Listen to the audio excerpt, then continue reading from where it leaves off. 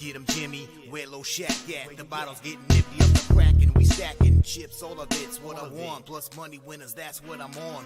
You can say I'm gone. I prefer elevated pub sports radio. Time to get educated, get produced, leave the juice, letting loose with so much abuse that the bookies wanna call a truce. They getting slaughtered. Can't forget Jeff and low baggers in the chat. That's a lethal weapon 'cause we be pubbing.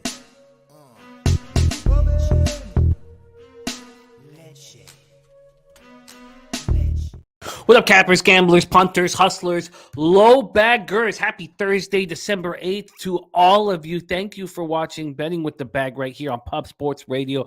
I'm excited. I'm pumped up. I'm inspired by the opportunity to work with you guys day in and day out. 3-1 in NHL plus 2.07 units. I feel like we're seeing things clearly. And at this point right now, on December 8th, you know, I got the family out of Parkdale. We have a house here with a backyard. Everybody's healthy. Everything's fine. So the most important thing in my entire life is to succeed in NHL. I realized that today, that there's nothing more important to me. It's the sport that I'm best at. It's the reason why I stayed in this industry. You know, my first year down in Costa Rica, I got up 43 units in NHL. I was only given 3 months, a 3-month contract down there. But I got up 43 units. Can't send the fucking guy home up 43 fucking units, you know? Then I fell apart publicly, embarrassing in MLB. But the fact that I'd succeeded in NHL the way I did kept my job. It's the reason why I'm here. And I've not been succeeding at a level that I expect. So mark my fucking words. I'm going to not just be in the black in NHL, but I'm beat the fuck out of the NHL season this year. We started 0-7, down 7.77 units. Quick slap in my face. Mark my words. Nothing means more to me than beating up on NHL. I got up at 5:30 this morning, and I'd capped last night. I'm focused. I want this, and I'm going to get this. NBA 2-2, just not hitting at a level that I'm not going to get into another fucking monologue. NCAA basketball 1-3. It was disappointing. Cornell first half plus 8.5. They lose by 2, and I lose the first half. 15 point dogs, 14.5 point dogs. Dayton was atrocious. St. John's, I should have doubled up. The cap was sound. Siena Georgetown, I missed the under by 2 points. You know, that shit will happen. That shit will happen. Shout out to all the cappers in the chat. Let's have a day. Let's have a day. You know, part of the reason I'm a little behind on some of the records of my guests, and I was like, you know, if I get up really early, but the more time I have, the deeper I want to dive into these games, and that's all that happened. Like I spent fucking hours on 5 or 6 NHL games. Can't wait to break it down with Mr. Gogster. Shout out to all the cappers joining us. Mr. Vape in the house. Going for 6 in a row in the chat today. Beauty, Mr. Vape. The play is Partizan minus 4.5, averaging 89 at home. Opponent averaging 73 on the road. Partizan first in 3-point shooting. Also has a small play on Fenerbahce. Beautiful, Mr. Vape. That's a copy and paster. There's Nasty Nate in the house. What up, Nate? Yeah, copy and paste this. The nuke worker ready to get to work says, happy Thursday, fellas. This is LJ from H-Town. It's okay. LJ was going to join us for NBA. LJ, these things happen, man. You know, and it's not because you didn't want to be here. It's just because of work. And we love you. You know, anytime you're available, we want you on the show. You know that. We respect you very, very much as a capper. You're a hell of a capper. You add to our squad, and we love you. As a friend, as a capper, you cross the board. Nuke Worker, Bo Jackson, Vipe, Andrew G. What a great group. What a great group. Spenny, Penny Bombs, Series Business. That's what I need. I need Series Business. As soon as I say his name, I start fucking locking in. Lucas Ryan. It's not quite paying off yet. I want it to pay off. It's on its way to paying off. And spectacular call on the Sharks Canucks over. I know that was so easy. I was thinking of Slatsy, what Slatsy's saying to me. He's like, it doesn't matter how you coach. If your player personnel can't deliver, then, RVD 420. LJ's on the Stars puck line today. I'm also on the Stars -1. Although I love the way the Senators are playing. They're playing better hockey. It's just Stars lose twice in a row, get shut out, last out. I've already bet that. Bo knows. I love that. And nice job, Dav Fen. That was a simple bet on the Caps under that I didn't make. It made sense. I took the Flyers at plus money. They were up 1-0 after the first. There's Nasty Nate. I was thinking about you watching the Celtics dominate. I did cash my under. I love it. And there is Ramon Scott. Been too long, man. Nice to have you. Says a defense optional Cornell Miami. It was 212 points per score.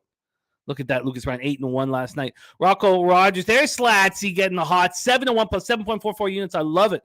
Jets money line and the over 6. Slats, there's been a bunch of totals and basically overs where I'm like, oh, this is going to go over. Where the market's gone against me and I've let that make me stay off. And I swear I would have cashed them all. So this time the market's been heavily pushing to the under in that game. I mean, I got over 6 at -105, but I was like, fuck it. I know this is going, I expect this. I shouldn't say I know, but I really expect this to go over. So I'm right with you. Rem, most only bet he made was on the under last night. That was a thing of a beauty.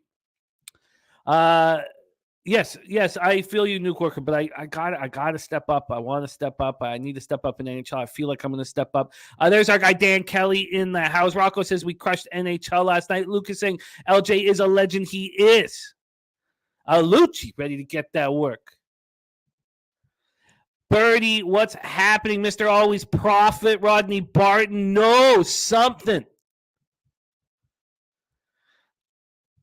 Thank you, Lucas. I feel like the things are improving. There's Sky Dragon in the house. There's Clint, star of the Die Hard MMA podcast. Played some Halo. I haven't played a video game in 25 years, but I was not 25 years. Shit. I haven't played since I played the entire season, drafted teams and played the entire season with my 2 roommates in 2008. That was it. An NHL season. All right. Dan Kelly said I want to get on Winnipeg and the over parlay. I only found one book that would let me do it, and only with the money line. I'm up to 8 books now with all these offers, free money that are too good. I love it. Great work. Tori Coker. We got a Clint, UFC 282, giving us looks here on UFC 282. Let's lock that in. A little submission at plus 800. Sprinkle. I will copy and paste that. Birdie. There's Jeff Slaughter in the house. If you guys haven't seen the video of the boys in Lake Charles, it's really good. It's great seeing them cashing, and Slaughter got on a heater. Nice time to be on a heater at the DraftKings Sportsbook. Great group. Thank you guys all so much for joining us. Let's get to work. We start in NHL. Let's bring on your first guest. He is running hot right now. And all of my guests' records will be ready to go next week. I'm close. Fell a little bit behind. I'm close. All of our guest records will be ready to go. Stimmy OG on the over 43 in Raiders-Rams. I'm looking forward to break that game down today on the show. But first, we talk the National Hockey League. And we head up to dirty Belleville for this, where our Capper's father was a star hockey player, faced Gretzky. Star overseas, and his son has it right up here when it comes to the ice. We have excitement on ice. Please welcome Mr. Gogster to the show. Mr. Gogster, how are you? Thanks, Jim. Appreciate that intro. It's glad to be on with you as always, brother. I heard that intro with hockey. Let's start winning some games here, buddy. I know we got it in us here. We got 5 games, small card, so we should get right after it. Everyone in the chat, good to see you guys today. We love our puck stick up here in Belleville, Jimmy. You know that. I do. And they're Slotsy talking about meeting up with Birdie in Kingston. I said, I'll pick up Gogster on the way up. Oh, buddy, I'll be there. That's just a hop, skip, and a jump. I'll pick up Gogster on the way up. All right, let's get to work. Billy Friedrich calling you by your real nickname, Raw Dog. Haven't heard that. We're focusing on sports right years. now. There is Nut Flush Allen. Nut Flush Allen gave us the Sabres team total over. That cashed in a few minutes. I cashed on the -1 right away, and I'm now first in my hockey pool. I got 19 points last night from 6 players. You must have had Tage Thompson. Of course. I picked him in the 6th round. 4 goals in the first period. Holy. The monster. All right, let's get to work. Gogster, let's get to work. Let me pull up the line history. Now, I almost had a bet on every game. Very, very, very close. Really? And I do have a bet on 4 of them.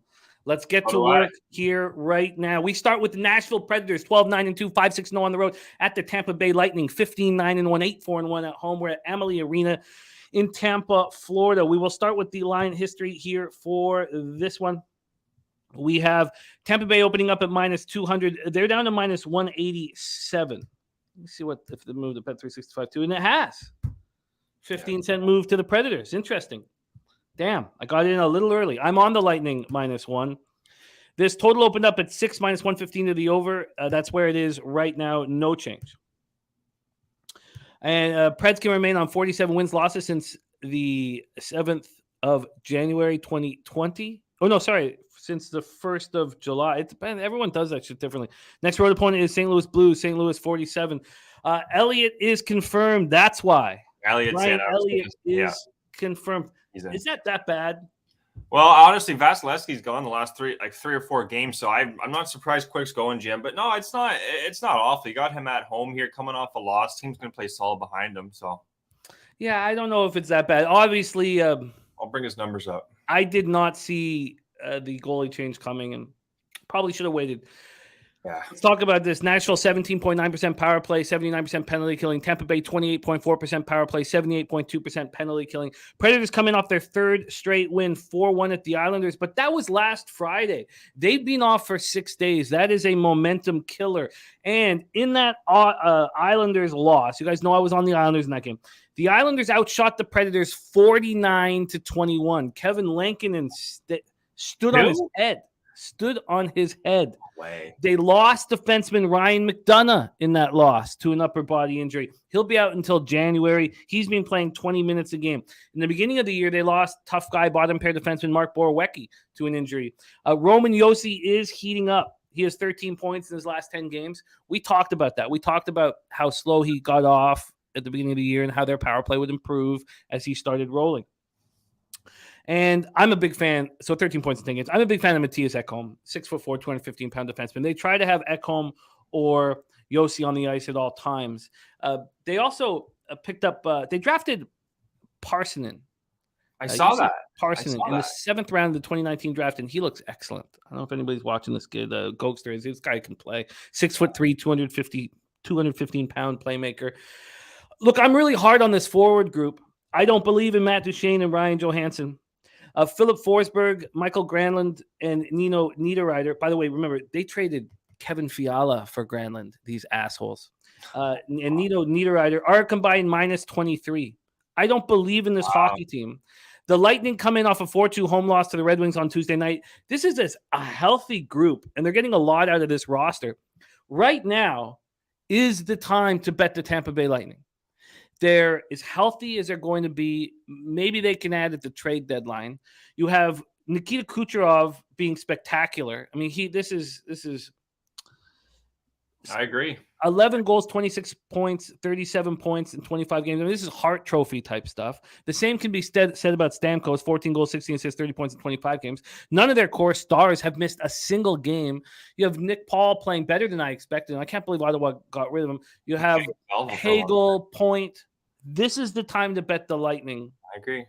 And now you're getting a great line with Brian Elliott in goal, which changes things. So I wish I had waited. The goalie change got me in the drink hole. Take it away for us, Gogster. So, yeah, I'm just bringing up Elliott, Jim. He's won 1, 2, 3, 5. His last 5 games, he's won. The only problem is 0.86 save percentage, 0.87 save percentage, 0.87. He's allowed at least 3 goals in 4 of those 5 games. So Tampa Bay's scoring when they have him in net. With that being said, though, Jim, you talk about Nashville not playing in the last 6 games. Tampa Bay coming off a loss. Saros also was not in net against the Islanders. So he's both of these goalies actually, or no, sorry, not both of these goalies, but Saros is coming off the rest. With Elliott, he should be fine for 9 minutes, Jim. I found not 10 minutes, no goal in the first 10 minutes, guys, but no goal in the first 9 minutes here. With the rest of Nashville, Elliott, he should be fine early on with Tampa Bay coming off a loss. I'm not expecting Nashville to just jump all over this team. And on the other side here, they're looking better, but with Saros is the guy I found that's looking a lot better, Jim. Last month, he was 6-2 with a .91 save percentage, 3.05 goals against, a little high, but I think he's going to. I don't mind Saros. He's very good post to post. He's an experienced goalie, in my opinion. This is it's a test for him too. You talked about Tampa Bay; they're completely healthy. They're not missing really anybody. So offensively, 60 minutes. I gotta think Tampa Bay do get this done, but the angle I'm going to take here, Jimmy, is going to be no goal. That's at MGM here. It's no goal first 9 minutes, and that's at plus 100, guys. I just really think this is going to be a little bit of a cagey start. Nashville coming off 6 days rest. That'd be my only worry. Would be Tampa Bay get a goal real quick on a Nashville team that hasn't played in 6 days. But McDonough does hurt them too. That would be my only worry, guys. Would be Tampa Bay score one quick here, but I'm going to trust Saros here and Nashville, who are playing good hockey too, Jim. They've won the last 3 games. So give me no goal first 9 minutes, guys. You got it. But I mean, we love the Lightning off of a loss. Also, they've been sitting at home off of a loss. Taint play of the day is in, by the way. Taint play of the day is in. Very exciting. Michigan minus 4.5. So no concern with the loss of Jalen Llewellyn, the point guard who tore his ACL Sunday. It's wild. It's very cool that that's going to help. It's going to help that the injury doesn't concern you. That will help our cap immensely. So thank you for sharing that with us. So now they have a freshman point guard. What are your thoughts for Doug McDaniel running this team? Being a nice bench piece, but now you're the starting point guard for Michigan. Ooh-wee. Interesting. I love it, Maddie. Thank you for sharing that with us. All right, we are on the board. This is God, I wish I got the minus 175. Yeah, and I don't know, how much do I expect from this from Parsons here, from Yuso Parsons? He's 7th round pick. He did well in Liga, which I believe is Switzerland. Finnish, man. That's a man's league. He's a big and he's a scorer. Like, he's a big guy who learned to pass first in Finland. That's what I'm noticing right here. 2 goals, 7 assists. Those 7. You know what? I swear to God, Jim. Like, everyone, assists are more important than goals. If you can't get someone setting you up the puck, then who are you, right? So, yeah, you know what? I'm going to watch this guy closely because Milwaukee's coming to Belleville in March. Hopefully, maybe he's on the team. But I haven't seen a lot of this guy, to be honest, Jim. More we're talking about it. 7 assists. Yeah, he's going to be a playmaker. He's going to set up both his line mates there in Granlund and Duchesne. So, this game, I'm going to trust the no goal early here, but to be honest, guys, these 5 games, let's talk it out because I think it's a tough 5-game slate. I'm going to trust the no goal first 9 minutes, Jimmy, but there's some question marks in this game, especially around Nashville. Yeah, and with McDonough being out, they've moved Jordan Gross to the top defensive pairing, journeyman undrafted player. And they're asking for a ton from him now. He's on that first line with Yossi because they've separated Ekholm and Yossi. Yeah. I love the Lightning -1. Just wish that I got this minus 175 and plus 140, and sucks. Okay, whatever. Going to cost a little bit of money, but it is what it is. That is Predators Lightning Gogster, no goal first 9 minutes. And what was the plus 100? Plus 100, Jim. Okay. Yeah. We move on. Next up for us, Los Angeles Kings, 14-10-4, 7-5-2 on the road at Toronto Maple Leafs, 16-5-6, 8-2-3 at home, Scotiabank Arena in Toronto, Ontario. I came so close to betting the Kings, but I understood that it is just a recency bias from their beautiful first period on the road against Ottawa, and that was it. Because if you look at their recent form, they've been playing like ass clowns at home, and their goaltending can't be trusted. And so I stayed off. This is the one game I'm off too. I will not bet the Leafs, even though they're playing the best hockey I've seen them play in years. And I mean that. Like, that's how good they're playing with all these defensemen hurt. But how they now have 6 defensemen hurt. I know. Six if you include Carl Dahlstrom from the beginning of the year, but 5 from the beginning of the season because they just lost Victor Met. They're in huge, huge trouble, you'd think. But they have the best group of 4 forwards in the NHL. There's no group of 4 forwards better than the Leafs group in the way they're playing defensively. Mitch Marner is a man now. I mean, it's just all right. Let's break this down. We'll go first to the line history here, and I still have to stick to my rules. Like, I just can't back a team missing all these defensemen, no matter how good these forwards are. The Leafs open up minus 172. They're now minus 176. This total opened up at 6.5 and has dropped to 6, as it should. As it should. No, Sky Dragon Jose is not okay. He's not okay. We will get a Red Sox reaction from him at some point, but he's not okay. He's not happy. He's not happy. Lost Xander Bogaerts, and he won't even show his face right now. So, but we'll talk about it.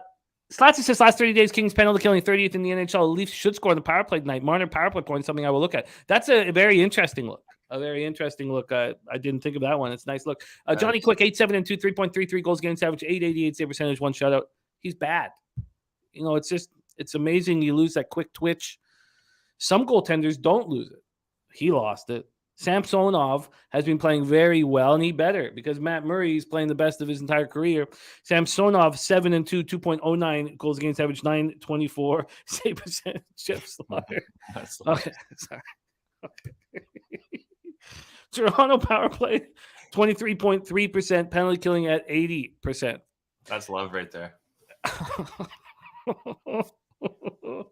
Okay, Kings opened the 6-game Northeast road trip with a 5-2 win at Ottawa on Tuesday night. They came in sharp. Knew it. 2-0 after 3 minutes, 4-1 after the first. They're a deep squad.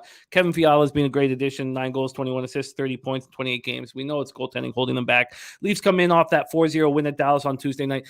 The Dallas Stars have so much firepower. Yes, Matthew Murray stood on his head, but it's a team defense is what they're playing right now with all these guys out. So when will there be a letdown? When? Now? Is this now a letdown? That's what I was thinking. I was like, God, I want the Kings. But I can't. I mean, they're now missing 5 defensemen. Victor Met, Jordy Ben, TJ Brody, Morgan Riley, Jake Muzzin, and 6 if you include Dahlstrom. Yeah. When's there going to be a letdown? Take it away, Gogster. And then Young Croak, he's out too. So there's another forward, second, third liner. It's weird because this is my team. It seems like when it's like you don't know how good looking, somebody is because you've been with them for so long, or something like that. It's like Toronto's doing so well. I didn't realize it. They're like 16-5, or like their record's pretty damn good. But in Toronto, we just like to, if you're not doing well, we're going to scream at you. We're going to let you know. But when we're doing well, we don't see anything. So it's kind of funny. But in this game, coming off that 4-0 win against Dallas, did not see that coming, Jimmy. Really did not see that coming. A road loss against Tampa Bay 4-3. LA Kings, they got the big thing was Velarde came back after that. Didn't play against Chicago. They got a 5-3 win against Arizona, lost 4-2 to Carolina, 5-2 win against Ottawa here. Both penalty kills are below 80% in the last home and road splits. Power plays are humming, and I do agree with who was it? Slatcher. Someone in the chat said about the power play for Toronto. It is humming at 30%. You're going up against a 70% penalty kill, so. Quick is coming off some rest, though. They had Phoenix Copley going against Ottawa, Jim. So Quick does have a little bit of rest under his belt, so that does help. And Samsonov hasn't gone since November, where he was 3-0 with a .937 save percentage and a 1.51 goals against. Toronto's getting the goaltending. Everything kind of falling into place for the Leafs. This game here, this Kings team can score, guys. They really can, top to bottom. I don't have a strong feel. I have first period both teams to score possibly.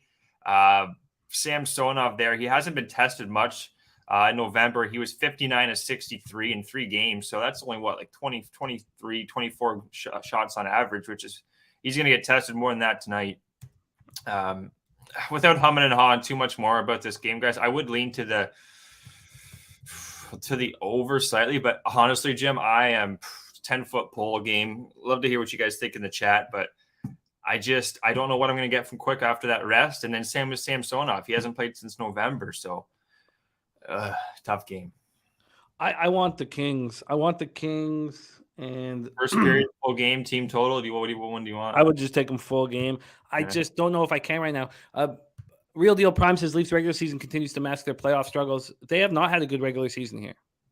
They're 16-5-6, so they've won 16 of 27 games in regulation. I mean, that's good, I guess. Fine with their last little run. What's happening now makes me want to take them to win the cup. Now, I know I'm taking this too far, and I'm not a Leafs fan, but watching this group of forwards play the way they're playing right now, watching Marner and Matthews isn't even having that good of a season. It's Marner. Watching Marner out there. You're right. It makes me believe in this hockey team. And their bit pieces on defense are getting all this ice time, and it's going to make them so much stronger come playoff time.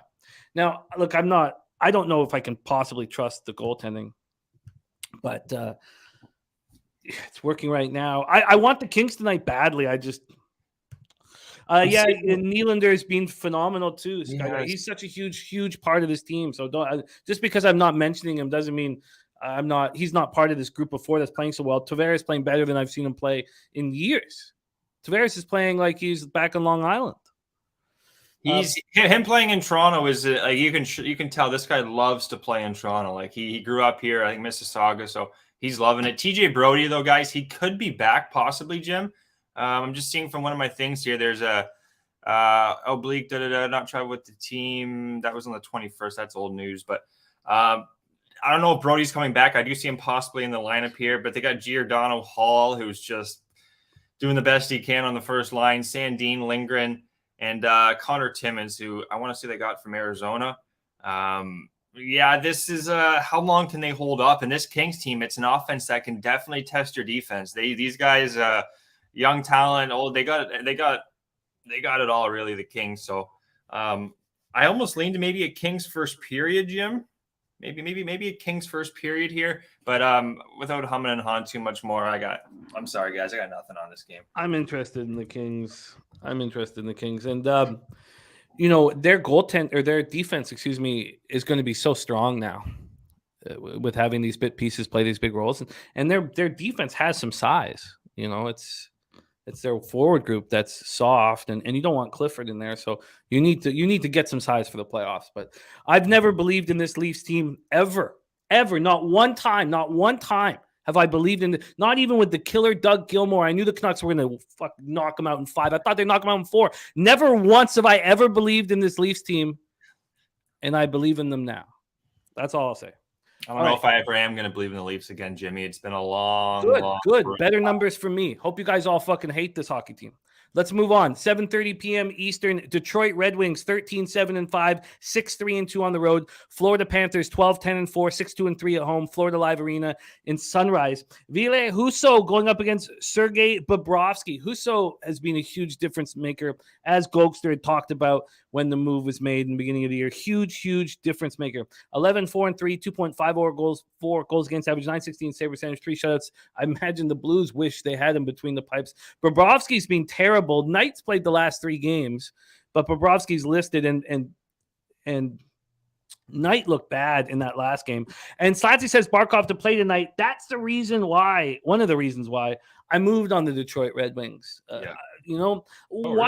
First off, I have no idea why Barkov was out for so long. He's not played since Wednesday, November 23rd with a non-COVID illness. It's December 8th. What are we talking about? Like fully blown AIDS? Why were you out for so long? Why didn't you come at some point on the road trip when they needed you so badly? Now you're going to come in and save the day. Anton Lundell, day-to-day with an upper body injury. Patrick Hornqvist out with a concussion. So is Rocco Gudas. So there's your 2 toughest players other than Bennett. Duclair still rehabbing the Achilles. This Thank God for Matthew Tkachuk. I can't believe the things that you said about him, Gogster. He's a fucking monster. He's He's good. Top He's 5 good. player in the NHL. 12 goals, 23 assists, 35 points in 24 games played, a +7, and he leads the team in penalty minutes and fights. What else do you want, Gogster? I wanted him to fail, Jimmy, and he didn't, okay? What else do you want? Man, this guy's a the Tkachuk family is the best hockey family in the world. Love Brady. Okay, so Detroit, 21.7% power play, 78.9% penalty killing. Florida, 21.2% power play, 76.5% penalty killing. Let's take a look at the line history here, and then we go to the star player coming back angle. There's been a big move on Florida since Pinnacle opened this lineup at 2:00 yesterday. Florida opened up at -174. They're now -192. I mean, I got in at the +170, which is right where it is right now. At Bet 365, they opened up at 5 p.m. at +167. So there's been no movement there. From a total standpoint, opened up at 6.5 as a pick 'em. There's been a 10-cent move to the over. Slaughter's got lines today. Red Wings have shown heart. They followed up a 3-game home losing streak with 2 big road wins in a row. They come in off an impressive 4-2 win at Tampa on Tuesday night. Generally, I would think no team sweep Florida. If you beat Tampa, you lose to Florida. If you lose to Tampa, maybe you can beat Florida. Yeah. They're playing without Tyler Bertuzzi and Gustav Lindstrom. Dylan Larkin and Dominique Kubalik are leading the way offensively. David Perron and Andrew Kopp were excellent pickups by Yzerman. Oli Mata, an enormously important pickup and look what's happened to the Kings defense since Mata's left. I mean, their defense is Swiss cheese over there in Los Angeles. And Philip Hronek is having a Norris Trophy type season.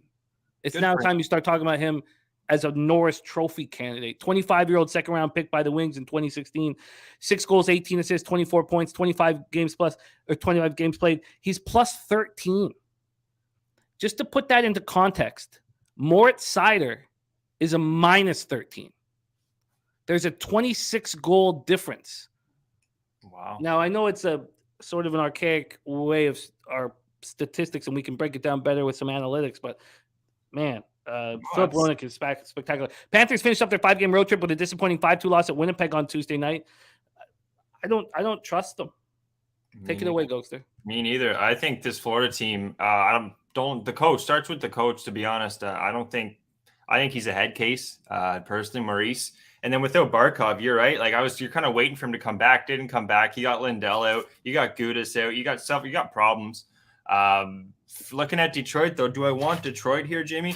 That point you made with Hurnock there, he came up from Grand Rapids. I remember writing this guy's name down a lot. Top 3 stars for Grand Rapids. So he's definitely done his time in the AHL, and now he's flourishing. +13, good to see with Mata.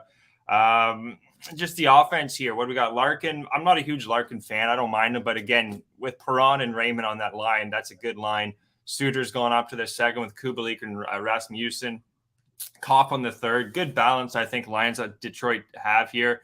And I don't know if it's going to be Knight or Bobrovsky. Is it going to be let me try this again. Bobrovsky, for sure. I think it will be, just because Knight did not look good in Winnipeg, and he started 3 straight. But he's okay. I don't. Sorry, Jim. Thank you. So if Knight started the last 3 straight, then he doesn't look good. Then I would agree there. Then Bobrovsky should be going here, and I don't trust Bobrovsky. As you guys know, here in Canada, he's off the force. Jimmy Bobrovsky's no longer on the scene. He's been demoted. Knight, if he was going, I'd feel a little better with Florida here. But to be honest, I wanted to take no goal in the first 9 here, Jimmy. But with Bobrovsky, I can't. Long road trip for Florida. They're coming back, so I do think maybe a bit of a slow start early. I don't want to force anything here, guys, but I do have a lean here written down. No goal in the first 9 minutes, +110. But I don't know, Jim. I don't feel strong. I really don't feel that strong in it with Bobrovsky in net. I don't know what I'm going to get from him. And Detroit's been playing good. They've been playing a lot better. And with Husso in net, he has been starting a lot of games lately, so he's looked good. I don't have strong leans. I don't have a strong lean on this one, guys. I really don't. Lean to no goal early. Look at Hronek, 11 straight games on the road with a point, says Slatsy.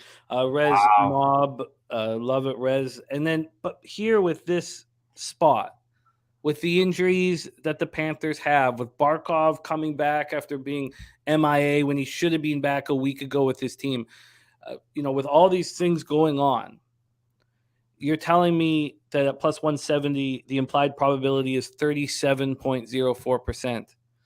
And I'm saying that the Red Wings will win more than that. I agree 100% there, Jimmy. I had to bet it. I had to bang it at plus 170. Nice to hear, Leonard Porsche, my guy. I love it. Saying best betting community in the world right here. Nuke says, I'll need to know Husso is confirmed before I can touch this. That's valid. Now, I'm looking at Husso here, Jim. 32 of 34 against Columbus on December 4th. December 6th, 44 of 46 against Tampa Bay. So the last 2 games, he's faced 80 pucks. He's looked good, but if there's again question marks here. I really want to take the no goal first 10, but Bobrovsky and Ned, again, like you guys are saying in the chat, is Husso going to be in? We really want Husso. As you know, I'm on board with you with Ned. Ned is fade material, should be in the AHL. So it's a game I don't have anything on, guys. Wait to see the confirmations on the goalies, and I would be leaning with you on Detroit at that number.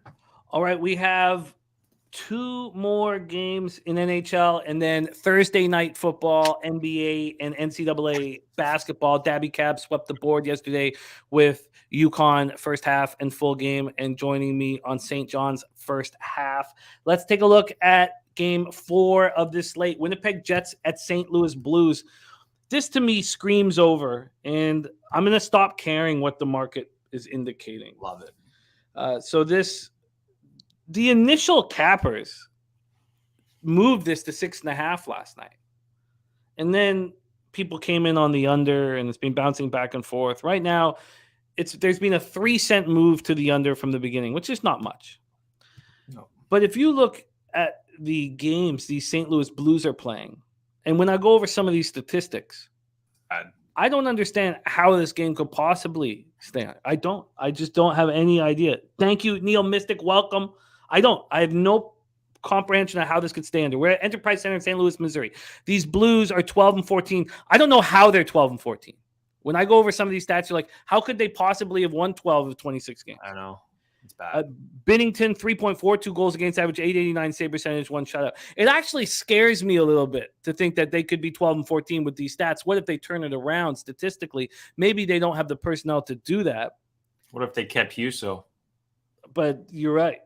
Connor Hellebuck, 13-5-1, 2.26 goals against average, 932 save percentage, 3 shutouts. He's back to the 2019 Vezina form, and Bonus has done a great job in Winnipeg. 6-4-1 on the road. The Jets are in 16-7-1 overall.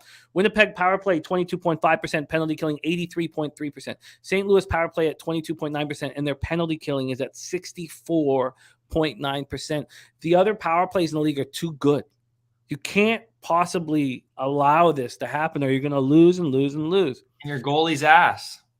Winnipeg just finished winning 3 of 4 on a homestand. They closed it by beating Florida 5-2 on Tuesday night. I talked about Hronik. Josh Morrissey is also having a Norris Trophy caliber season. This is the best group of defensemen we've seen in years and years. If you go over stats, plus minus and stuff like this, group is just phenomenal. Josh Morrissey, and we've been waiting this for a while out of Morrissey, and the Jets have been expecting this a couple of years ago. 5 goals, 22 assists, 27 points in 24 games. He's a +7. Kyle Connor, Luc Dubois, Pierre-Luc Dubois, Blake Wheeler, Mark Scheifele, they're all delivering. And Cole Perfetti out of the Saginaw Spirit. Oh, Cole. He's the real deal. He is the real deal. He could give Berniers a run for the Calder. That's how good he's playing right now. I mean, he's not there yet, but he could. Adam Lowry is such an honest, hardworking player. Like his dad. I love him, and I loved his dad. The Blues snapped their 4-game losing streak with a 7-4 win at Long Island. I don't know what this team is going to give you any given night. I don't. They're a really tricky team to cap. Jordan Kyrou, 10 goals, 12 assists, 22 points in 25 games. He's a -20 in 25 games. Torrey Krug is a -22, and now he's day-to-day with an upper body injury. Pavel Buchnevich is also day-to-day with a lower body injury. Ryan O'Reilly, he's actually still winning draws. He's not the best faceoff man in the NHL. He's a -17. This guy's supposed to be your Selke nominee. So I'm on the over 6 at -105. Take it away, Mr. Gogster. Okay, yeah, this team, their coach Jim Berube, he's I think he wants out. I really do. There's problems there with their goaltending. He's pretty much, you guys saw that interview. He pretty much said our goalie's an idiot. Just stop the puck. They called up this guy, Will Bitton. Watched him play in Belleville. A family was right in front of me there. He's a good young kid. He's an offensive-minded player, but he's a small player. It's going to be tough for him to make his way, I think, in the NHL here. With that being said, you're talking about the Jets defense. They have looked really good. And you got guys like Nate Schmidt on the third line defense for them, Jim. Morrissey, DeMello, Pionk too. This guy, Neil Pionk, guys, you don't know him. He's a lot of offense. Put him on the back end of the power play. He's really come into his own as well. Then you got Brandon Dillon, who's more of a stay-at-home defense. They got a real good mix. And then Hellebuck, Jim, he's been the best goalie this year. Just straight up. Goal saved above expected has been the best next to Sorokin. He's 2-0 this month with a .944 save percentage. Dating back, just looking at his numbers, guys, he's been money.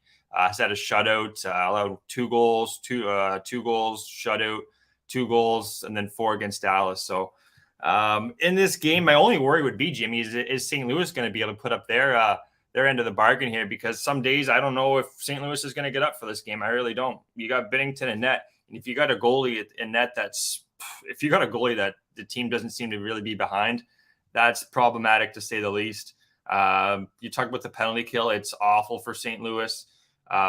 First period, this might be – actually, I'm going to take this. I'm going to take 2 plays here, guys. Winnipeg 7-4 on the road, first period over. So I'm going to take both teams to score here. I do think the only worry would be St. Louis doesn't get the goal early, but I'm going to take St. Louis, Winnipeg, first period, both teams to score, Jimmy.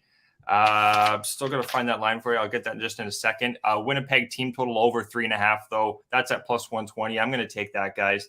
The amount of goals they've been letting up St. Louis, the goaltending's problematic, as I keep saying. And looking at Winnipeg, they have no issues scoring the puck here. 5 against Anaheim, 5 against Florida. They don't have really any injuries either. Winnipeg here, for the most part, they're healthy. St. Louis, Buchnevich and Krug are both day-to-day. Scandella is also out on defense, and they're just a hockey team that's not that good right now. They're so Jekyll and Hyde, Jimmy. It's not even funny. And we have a heavy goaltending advantage here. I'm really surprised this line's where it is. I hope this isn't the trap play of the day. But I'm going to take Winnipeg team total over 3.5 +120. And I'll shut up here and find the line for this is a fishy line. There's it is. Fishy. And the Jets coming off the homestand, the successful homestand, going into St. Louis, and St. Louis coming off the 7-4 win at Long Island, where their offense got on track against a good defensive team. I don't know what St. Louis is going to give you, and that makes me so uncomfortable. And then you hear everybody thinking that St. Louis or that Winnipeg or team totals over, and then I don't know if Winnipeg or if St. Louis are going to give you an honest effort night in and night out. So that tells me that Craig Berube demands that type of stuff. So I'm shocked. This is a tough one. But we don't know what goes on behind the doors. We just see what the interviews and the reporters are telling us. But from what I'm seeing, it's not good. And Winnipeg, I don't think it's the team they're going to get right against. You got the hottest goalie in the league right now, and a defense that's only getting better. Give me both teams to score. First period, Jim, that's +155. I'm going to stick with what I have here. And Winnipeg team total over 3.5 +120. And I would even lean to the triple up on the Jets money line, but I'm gonna stay off it. I like it. We are locked in. I'm on the over 6 and -105, and that is now -115. That's good. 10-cent move there. And I'm no longer going to have any fear if the market's going against totals that I like. Okay, we move on to the final game on the board. And Ron Crawford taking a break. He's not he can't have his phone with them or on at work, right? They got we won't talk about where he works, but he can't. So he has to leave the building to come in here and deliver the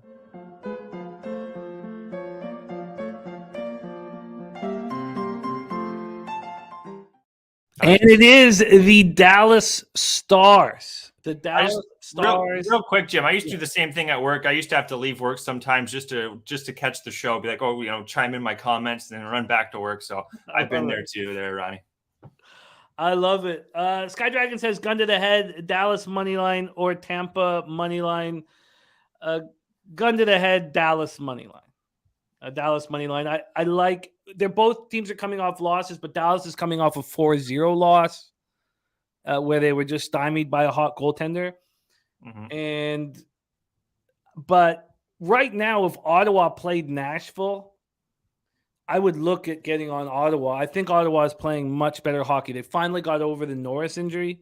And sort of like the Blues, Dennis, I find Dallas tricky to trust night in and night out. But let's talk about this one.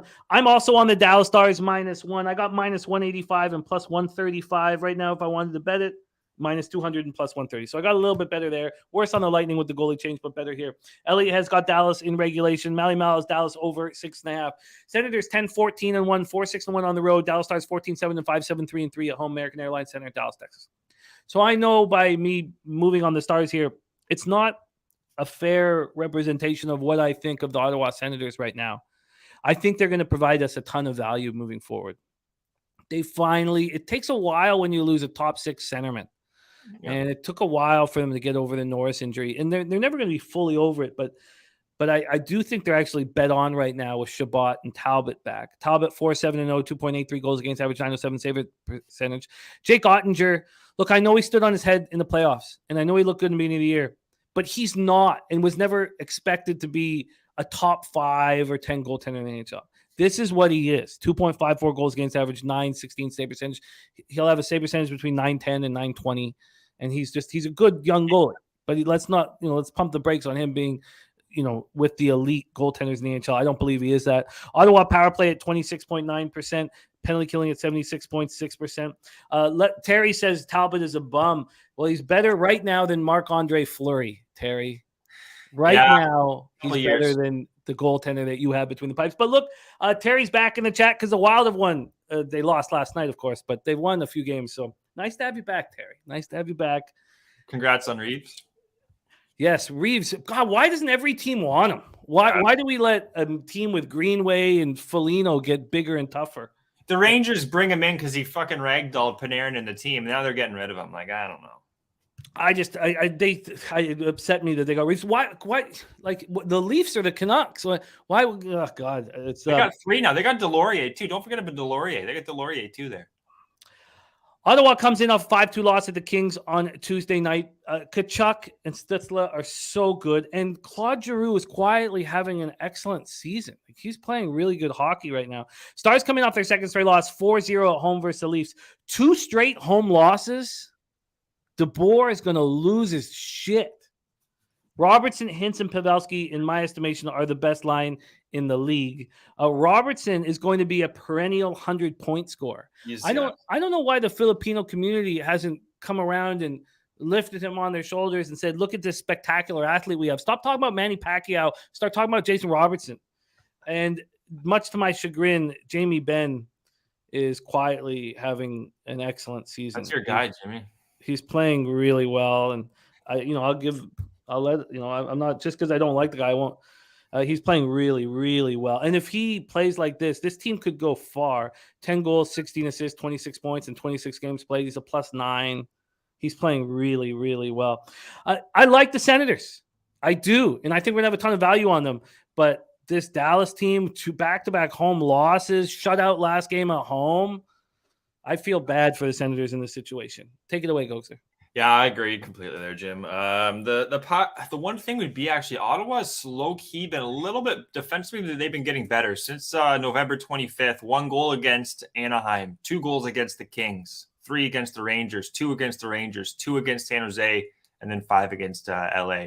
So they have looked a little bit better, but the competition's been Rangers and LA. I would give credit to that, but you're right. It's a tough spot. Minnesota, though, that Minnesota game Sunday night, I had Dallas, and they were down 4-1 going into the third period, I believe. And the next thing you know, it was like 5-5. Finished 6-5, I believe, not 8-7. Finished 6-5. It was like Dallas really put their best foot forward. But then again, they came back against Toronto, just blew a stinker, 4-0. And with a team that was missing all their defense too, they just, like you said, got stymied by a hot goalie. Talbot, this month he's a .829 save percentage. 4.35 goals against, 34-41. I have written down both teams to score in the first period, Jim, but I almost want to just take like a Dallas team total over 3.5 here. I don't know if Ottawa is going to be able to contain them 60 minutes. Geez, do I want to hum and haw? You know what? Oh, this is a tough one, guys. I really want to take both teams to score first period. Just reason being, Ottawa coming off that 5-2 loss. I do think they're going to put a good foot forward in the first, but Dallas in Ottinger coming off those 2 losses. Penalty kills are 80%. I have home and road split, so they're actually half decent. Their advantage on the power play is going to Ottawa here, home road split. So, you know what? Geez, I'm really humming and hawing in this, Jim. I don't know. What do you guys think in the chat? I'm leaning towards both teams to score, but what are we going to get from Dallas? Is it going to be a defensive style game? Are they going to want to go up and down on the ice with Ottawa here? What do you like? Jim, what do you think? Well, did the fathers come with everybody from Ottawa? They must have. So the Ottawa Senators' fathers are going to be at the game. I mean, that should pump them up. DeBoer is a really tough coach. He's an asshole, and he's mean, and he just watched his team lose 2 games at home. He's God. No one's going to be making eye contact with that motherfucker. Mike M says this is an under spot to him. I'd like to break down of the Senators defensively, and this Dallas is a really good hockey team. And I hate saying it, but they are, and this is when you want to bet at top. Any team in any sport, after getting beaten the way they have at home, this is when you want to back them. So, you know what I think it might be, Jimmy? I think I might have figured it out. I think Ottawa team total under 2.5. I think that's what I want to go with here. I don't think they're gonna better foot forward from Dallas here. Ottawa, they do have the dad strip going for them, but I don't know. This is a really tough game, guys. It really is. I'm because it's going up against what I like to do. I like to take overs with Ottawa, but what's been happening lately, the spot 4-0 loss from Dallas last game. Looking at both teams are healthy. Zub's out on defense for Ottawa. Other than that, they're pretty well healthy, but their defense isn't that strong as it is. You got to think maybe a -1 on Dallas too. I'm in agreement where I do lean Dallas. I just don't know how to bet this game, to be honest, Jim. I'm trying to figure out. Well, you don't need to force it right now. Anything that you tweet out, if you tag me and as part, we can just use it, add it to your record, because we got NFL. We got to keep rolling. Yeah. Okay, you know what? At this point in time, guys, I'm going to leave it as it is. But ego47_, that's where you can find me on Twitter. I'll tweet out the action after the show. Yeah, but if you want, and if you think of it before we end football, you can add it in. All right, so let's review action. I'm on the Lightning -1. Brian Elliott's in goal, and it's a much better line now, and I would prefer if I had bet it now. So, Terry, I do not agree with you at all. You have a top 5 player in the NHL in Kirill Kaprizov. You have Zuccarello. You have size. You have great defense. If you have Kevin Fiala, you guys can represent the West in the Stanley Cup. Fleury is going to hold you back, is the way I see it. I think you guys are, it's the goaltending is your problem. And you guys are in a playoff spot right now because the Flames and the Oilers are horribly underachieving. So we'll see. I've got your team total under 99.5 points. I'll pop a bottle when I cash it. All right, Lightning -1. Gogster's on no goals, first 9 minutes in Nashville, Tampa. I kind of want to bet the Kings. I'm going to sit on it for a little bit longer. And Wings +170.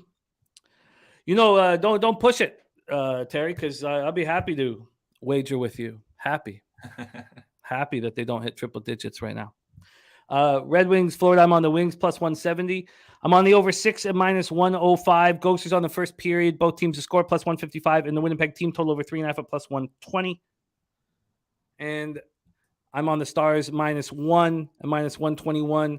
And Ron Crawford spreadsheet play today is Dallas in regulation. All right. We move on to NFL. Mr. Gogster, I feel bad for not having your Thursday's NFL record up here. It's not going to happen any longer. You'll have it all up next week because you've been so good. And, we have a few more weeks to celebrate it at this point. Raiders 5-7, 2-5 on the road at Los Angeles Rams, 3-9, 2-5 at home, SoFi Stadium in Inglewood, California. Even this morning, I was trying to figure out, are we sure? Like, what's going on with Wolford's neck? We need to know about Wolford's neck. Please, somebody tell me about Wolford's neck, And I don't know if anybody has the most recent information because it's now, almost noon Eastern, but I couldn't get the info. I wouldn't think he goes to. I think a short leash. Like if a guy's got a neck injury, then he's anything little twist turn. You know what I mean, Jim? Like he's probably pretty fragile out there. But they need him because Bryce Perkins is terrible, and Baker Mayfield, without knowing a playbook, it's just not going to work. With Wolford in the lineup, it was a very easy cover at home against the Seahawks. And if Wolford was here at quarterback, I think it'd be probably another easy cover, probably. But Vegas is running real hot right now. This opened up at 5.5. LA was the Rams were plus 5.5. Now they are plus 7. Now we're sitting at plus 7. Wow. This total opened up at 43.5. It has dropped to 43. This total got up to 44.5, which is interesting. Let's take a look at the line history, the cash flow here in this one. We have 40,049 tickets here. They have Wolford listed as the quarterback, and they've given the Rams line value, 20% line value, maybe a slightly under 20%. 71% of the tickets, 73% of the cash on the Raiders. 57% of tickets, 60% cash on the over, and yet it's dropping. Spenny says Baker is active, but he will be the third option. Wolford dealing with neck issue there, saying true game time decision. We'll decide in warm-ups whether it's Perkins. I mean, that's how we have to bet this. You can take a risk right now. Like, look, if you get Perkins and you get in on the Raiders now, you're in great shape. Nice. I agree, New Gorker. You'd rather have Perkins than Mayfield right now. I mean, we've seen Mayfield with knowledge of a playbook. Imagine how atrocious he's going to look without it. That's what he needs. Maybe that's what he needs. No, but the rest of the players, need to know what the quarterback's going to do. And the ball off. Akers. Here you go. Play action. Nate says Raiders cover. And if Wolford's in, I think just like normal, the public's going to take a huge bath. So let's just talk about a couple of points here and then hand it over to Mr. Gogster.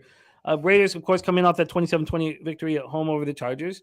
They're 6-3 against the spread in their last 9 games. Carr, they're 3-0 since Carr cried at the post-game conference. They're number 1 in yards per play over those 3 weeks since the tiers. Devontae Adams, 177 yards, 2 touchdowns, 8 passes, but only 3 other players caught a pass. Yeah. Hollins, Murrow, and Jacobs, 8 catches for 73 yards. Jacobs had another monster day. This team's 5-1 when he runs for 100 more yards. Chandler Jones, finally, we saw a Chandler Jones sighting, but it wasn't just a sighting. He had a monster game. He had a half sack coming into this last game. 6 tackles, 2 for a loss, 3 sacks, 1 pass defended, 5 quarterback hits. And the Raiders got a ton of pressure on Herbert. So the Rams coming up their 6th straight loss, but they showed a ton of heart. Now, why did they show heart? It's because Bobby Wagner was playing inspired football in his first ever performance against the team he was all-pro 6 times for in the Seattle Seahawks. Will they be able to do that here? David Long Jr., their cornerback, he had a groin injury. He's not going to be playing. Yeah. So I guess, it almost feels like it's a letdown spot for both teams. And we don't know who's at quarterback for the Rams. Can you shine some light on how you want to bet this? Take it away, Mr. Gogster. Well, I got a hardcore Ram fan, one of my good buddies here. Oh, here we go. What did he say? He says, I think Wolford starts. Baker's been around for 2 minutes. Yeah, exactly. So he's thinking Wolford starts, but I think Baker's going to go. But again, you're right. How the hell is he going to do this with only 2 days getting under the playbook? I don't think there's any way that – I think we can just pretty much put a line through Baker Mayfield being a quarterback. The reason why he's active, I think, is just so he can be on the sidelines with the helmet on, watch the plays, study the book. That makes sense. Yeah, you're right. You're right, Jim. I don't know if I'm right, but that makes sense. That sounds like the logical thing. But NFL is just a whole shit show. So you never know. But talking about the Raiders, guys, they've won their last 3 weeks, scoring at least 20, 22 points or more. LA, Seattle, Denver. The Rams lost the last 6 weeks. Their only win, too, was against Carolina, Jimmy, 24-10. So they can't score. A lot of my picks here, though, guys, I feel bad because I have been doing well, but a lot of my picks here kind of have you scratching your head just based on the quarterback that's in. The one play I want to give out, Jimmy, I got some stats to back this up, guys, is Van Jefferson, longest reception over 18.5 yards. He's hit this. He's had 23 long, 16 long, 20 long, 19. He's their if there's a long ball, it's going to go to Jefferson. He's their speedster, right? And then looking at Oakland, Las Vegas, sorry, they've allowed versus LA, Jim, 18 plus yards to 3 players. Against Seattle, 20 plus yards, like longest reception. 5 players had at least 20 yards or more longest reception. And then before that, against Denver, who we have nobody, there was 3 players that had a reception longer than 20 yards. So the secondary for the Raiders, that's how you are going to beat them, I think, is a long ball. But it kills it because who's going to be quarterback, Wolford or the other two stooges. So that's what I have written down, guys, is Jefferson, because he has been doing it. It's just who's the quarterback he's going to get it thrown to. If they are going to score, I think they have to take advantage of Jefferson on the outside. So I'm going to play it, Jim. I do think, because even Jefferson can get like a little slant through the middle, a little 5-6 yarder, and then just boom, you get in a 15-20 yard chunk right there. So I'm going to trust this. The numbers all add up for me. This is the one guy I kind of know on their team. He's the only guy next to Higbee who's left that can catch the ball, really. So, but Tutu Atwell, does it concern you that he could get the bombs? Because we've seen him get, if we go over his last 3 games, he's had at least 1 or 2 60-yard receptions.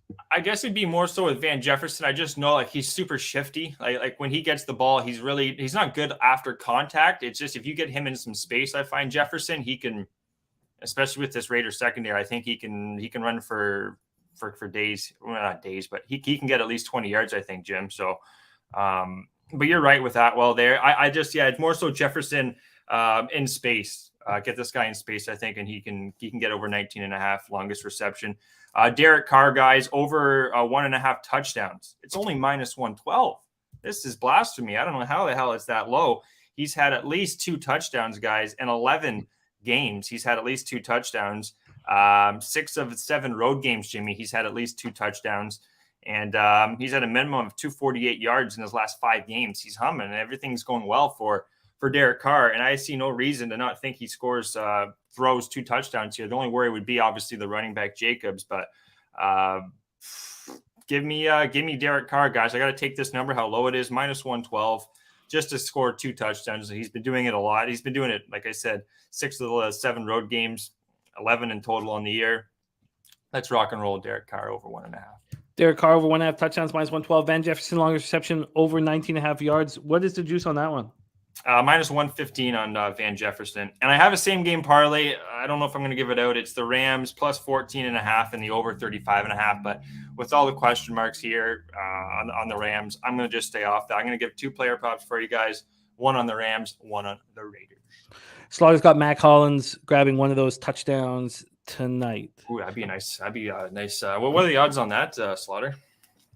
Billy Friedrich asking, what's the line on Carr crying again? I don't think he's going to cry, man. They've won 3 in a row, but he wants to know where Jose is when we need an inside look on a crier, because Jose is the best crier we have. And when he talks about Xander Bogaerts leaving the Red Sox at the end of the show, I imagine that tears will be shed. Andrew G took a flyer on Akers rush attempts. Rams game plan going to have to be run first, or the quarterback will get killed back there. Yeah, that's what I think. Because how much do they, especially if Baker has to go in? I guess maybe they want to go to Perkins after Wolford if he gets hurt. But Matty Ice is on Gay over 1.5 field goals at plus 100. Yeah, and James Muhammad's on Oakland under team total 25.5 points. Yeah, I don't mind that either. If that hits, the under is going to hit. Yeah, if that's the case, the under is going to hit. The Rams, they haven't been able to score at all. 23 against Seattle? That was their best output, Jim, in their last 5 weeks. So are they going to do that again on short rest? I would say no. But you got the Raiders defense, so it's a bit of a tough cap here there today, guys, with the Rams quarterbacks. But prop wise, Van Jefferson, he's, like I said, very shifty. Get him in some open space. I think he's done it 3 of the last 4 games. And the Raiders secondary, they can't stop the match. So Rodney Barton has Adams over 88.5 receiving yards. Says, I don't see the Rams and guys like Ramsey locking down Adams. Rams pass defense is terrible, ranked 27th in the league. The Rams defense in general has been really bad lately, even though you didn't really see it against Seattle, but they've given up 6.2 yards per play over the last 3 games. That's 28th. Donald's out. Donald, yeah. Donald, sorry. No, it hurts them. No, I mean, they're missing huge pieces of the puzzle, no doubt about it. MDR looking at Holland's anytime touchdown plus 200. There is a plus 220 that one person's on, and the first touchdown at plus 1,200. I need to know who's at quarterback. I can't. Kind of important, yeah. I just can't game script until I know that. But, it's, I guess if you see Wolford, I mean, I think they can keep it within a touchdown right now. I mean, me too. I don't think the Raiders are going to blow these guys out. That's why, like, my 14.5 teaser here and the over 35.5. If anything, maybe I would take like an under 53. I'd feel a little more comfortable with. But I really don't see the Rams putting up the points like they did, and their quarterback situation. This has got to be the worst quarterback situation the team's had all year, I would say right now. So how are the points going to come up? SoFi is going to be all black and silver too. Yeah, it's not like, it's a tricky Thursday nighter, but you can watch it right here live with the boys. Connor Mack will be hosting our live bet stream, and man, do we have a great week of live bet stream action. This is what we have for you guys. Thursday night, we have Raiders Rams. Friday night, Lakers Sixers. Now, if LeBron and AD are both out, we're going to switch it to the Pelicans game, but I think they're both going to be in. Lakers Sixers Friday night. Saturday, we have at 2:45 Alabama Crimson Tide, ranked 8th in the country in college basketball, at number 1 Houston Cougars. That's the Fertitta Center in Houston, Texas. So we're going to be doing that at 2:45, and that will roll into UFC 282 that the boys will be hammering all night long. And then Sunday night with me, you have Dolphins Chargers, and Monday night Patriots Cardinals. So we have live bet stream action here starting tonight all the way through to Monday night. It's going to be really fun. There you have it, Mr. Gogster. Great job. Jefferson, longest reception over 19.5 yards. Carr over 1.5 touchdowns. If you add the Senators team total under, let me know. At this point, you have first period, both teams to score in Jets Blues at plus 155 and Winnipeg team total over 3.5 at plus 120. And you have the no goal first 9 minutes in Nashville, Tampa. All right, let's add the Ottawa-Dallas game. Give me both teams to score in the first period. I'm not going to change what I originally had. Ottinger hasn't looked good in his last 4 of his last 5 games. Ottawa's coming off a loss. Their offense has been fine of late. Power play has been humming too. So I think both teams are going to score in the first period, Jim. That's plus 155. And along with the other plays you said there, Winnipeg team total over. First period, both teams to score. Jets. We got Tampa Bay Lightning, no goal in the first 9. And then looking at this for this football game, guys, Baker Mayfield, I'm just seeing on CBS. It's CBS, right? Who knows? But in line to start for the Rams in his debut. Status to be determined based on John Wolford's injury. So it's a real question mark who's going to go. I'm actually expecting Baker to go. Is that going to be good for LA? No, I don't think there's going to be many points. So check me out on Twitter, guys. I might add this same game parlay as well, plus 14.5 on the Rams and the under 51-52. I love it. Thank you, Mr. Gogster, my guy. Get that cash. Follow Mr. Gogster on Twitter at ego47_. And climbing very quickly. I'm going to finish off also the records for NFL Pub Hub. He was sitting in second, and he may have taken the lead. Did you have a winning Sunday? Because Bobana went 5-5, so that it's wide open if you. My Seattle game, I went 2-0. Obviously, because I take the Chargers as a Bronco fan, I go 0-3. So 2-3 because I went with the Chargers as a Bronco fan. Never in my life will I do that again. You're right there, though. You're so close to the championship, following in Big Ragu's footsteps from last year. Much love, dude. We got to get into NBA and NCAA basketball, but great work, and I will be in touch, my friend. Be good, guys. See you guys next week. Cheers. There he is, Mr. Gogster. All right, we move into NBA right here. And it's early in the year, and I've been saying this too often this year, but last year went down 23 units, ended up 18. So right now we're down 13 units, and I'm telling you, we're going to end up in the black. Just got to keep confident and firing shots, and I know it's not being pretty thus far. 2-2 yesterday, very upsetting. Grizzlies first half -4.5 cashed. Boston Phoenix under 230.5 cashed easily. Pelicans -11 lost. I never take double-digit spreads, but I don't give a shit what the spread is play of the day is being cashing, so I went with it. And Kings first half +3.5 was a loser. Let's get to work here right now in NBA, and then we have Cab joining us in NCAA basketball. Cab coming off sweeping the card, and I'm still sitting real healthy in college basketball, 23-12 plus 9.75 units, hitting at 65.7%. So let's get into NBA before we get into NCAA basketball. And Brian Watson saying Griner released. Yes, Brittany Griner released, which is great. Great. I don't know, the prisoner trade for the bomb specialist.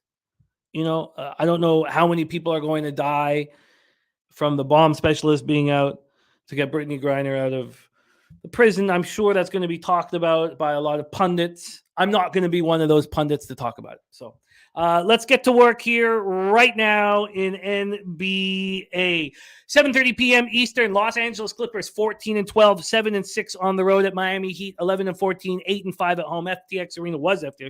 Miami, Florida. Clippers 2-3 over their past 5, playing at a pace of 97.27 possessions a game. Miami 2-3, 97.96 possessions a game. Let's go into the line history, and then we'll lock into the cash flow and see how we are going to attack it. I've yet to move on either of these 3 games that we have on the card, but I felt this one was a little easier, the Clippers Heat, because I thought it would be pretty simple for us to wait and find out who will be in the lineup for the Clippers, being Kawhi Chair and, of course, Paul George. Neither looked good yesterday, especially Paul George. This opened with Miami Heat -5. They're now -6. From a total perspective, it opened up at 215.5 and it's now 213.5. When we go over to the cash flow in this one, we have 5,779 tickets in, and the sharp action is on the Heat right now. 55% of the tickets, 73% of the cash. And I get that. And I thought the same thing. You should probably get in on the Heat immediately, because when the Clippers announce who's going to be out, you can come back in middle. And if I was betting a lot of money, then that would have been clearly the thing to do. So it didn't surprise me that there's bigger bets placed on the Heat. 70% of tickets are on the over, but just 19% of cash on the over. Clippers on the second half of a back-to-back after losing in overtime 116-111 last night at Orlando. Danny Lopez says at -5. I thought the line was sharp. Now I can only lean Clippers. I do lean on the under or the Clippers team total under. BJ says this is a Heat spot. All right. So the Clippers lost 3 of 4. They open up this Eastern Conference road trip on Monday with a 119-117 win over the Charlotte Hornets. Yesterday they had an 18-point first quarter lead that fell apart. No Clipper starter hit over 16. Zubac, Batum hit 16. Terrence Mann, 19 off the bench. Paul George scores 10 points in the first 5 minutes. And then 1 more point the rest of the night. 3 of 12 in 33 minutes. He does not look right. He'll get right. There's our guy, Don't Ask, Don't Tail in the house. Thank you so much, my guy. Love Don't Ask, Don't Tail. Great capper, great friend of Pub. Thank you, my man. Kawhi Leonard comes back, hits the game-winning bucket against the Hornets. Against the Magic, 4 of 15 in 30 minutes. Heat have also lost 3 of 4. So Clippers have lost 3 of 4. Heat have lost 3 of 4. They come in off their second straight loss, 116-96 at home to the Pistons on Tuesday night. There was no Jimmy Butler. He'd come back from missing 7 games on Friday and looked spectacular against Boston. 25 points, 15 boards. And then he had 18 points, 8 assists, 6 boards in the loss at Memphis.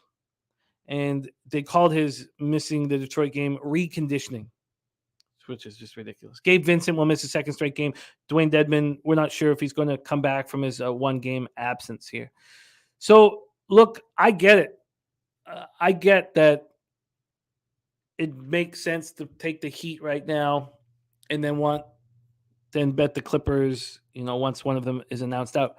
But personally, I hope they're both announced out and I can get the Clippers at double digits. And if I get that, I probably only focus on the first half because they're on the second half of back-to-back. But these bench players and these role players step up when the stars are out of the lineup. There's slow jams. Arsenal in the house. There's no way Miami should be favored against anybody. They're playing like trash. So, yeah, I want the Clippers. Spenny says PG said he will play. I think that's the perfect situation. Have PG in to make up for that atrocity after that first 10 minutes yesterday, and have wheelchair, in sweats, getting massaged somewhere. G-rated massage. I mean, he's no Deshaun Watson, but so that's what I'd like. That's my preference. My preference is wheelchair on the bench, Paul George in, take the Clippers at 8. Kennard back too, and God, so this team needs to get right. And so I would like the Clippers at +8. So I will wait. Then when it comes to the total at this point, if we can sit here and assume that George will be in and Kawhi will be out, I think this number keeps dropping. It opened up at 215.5.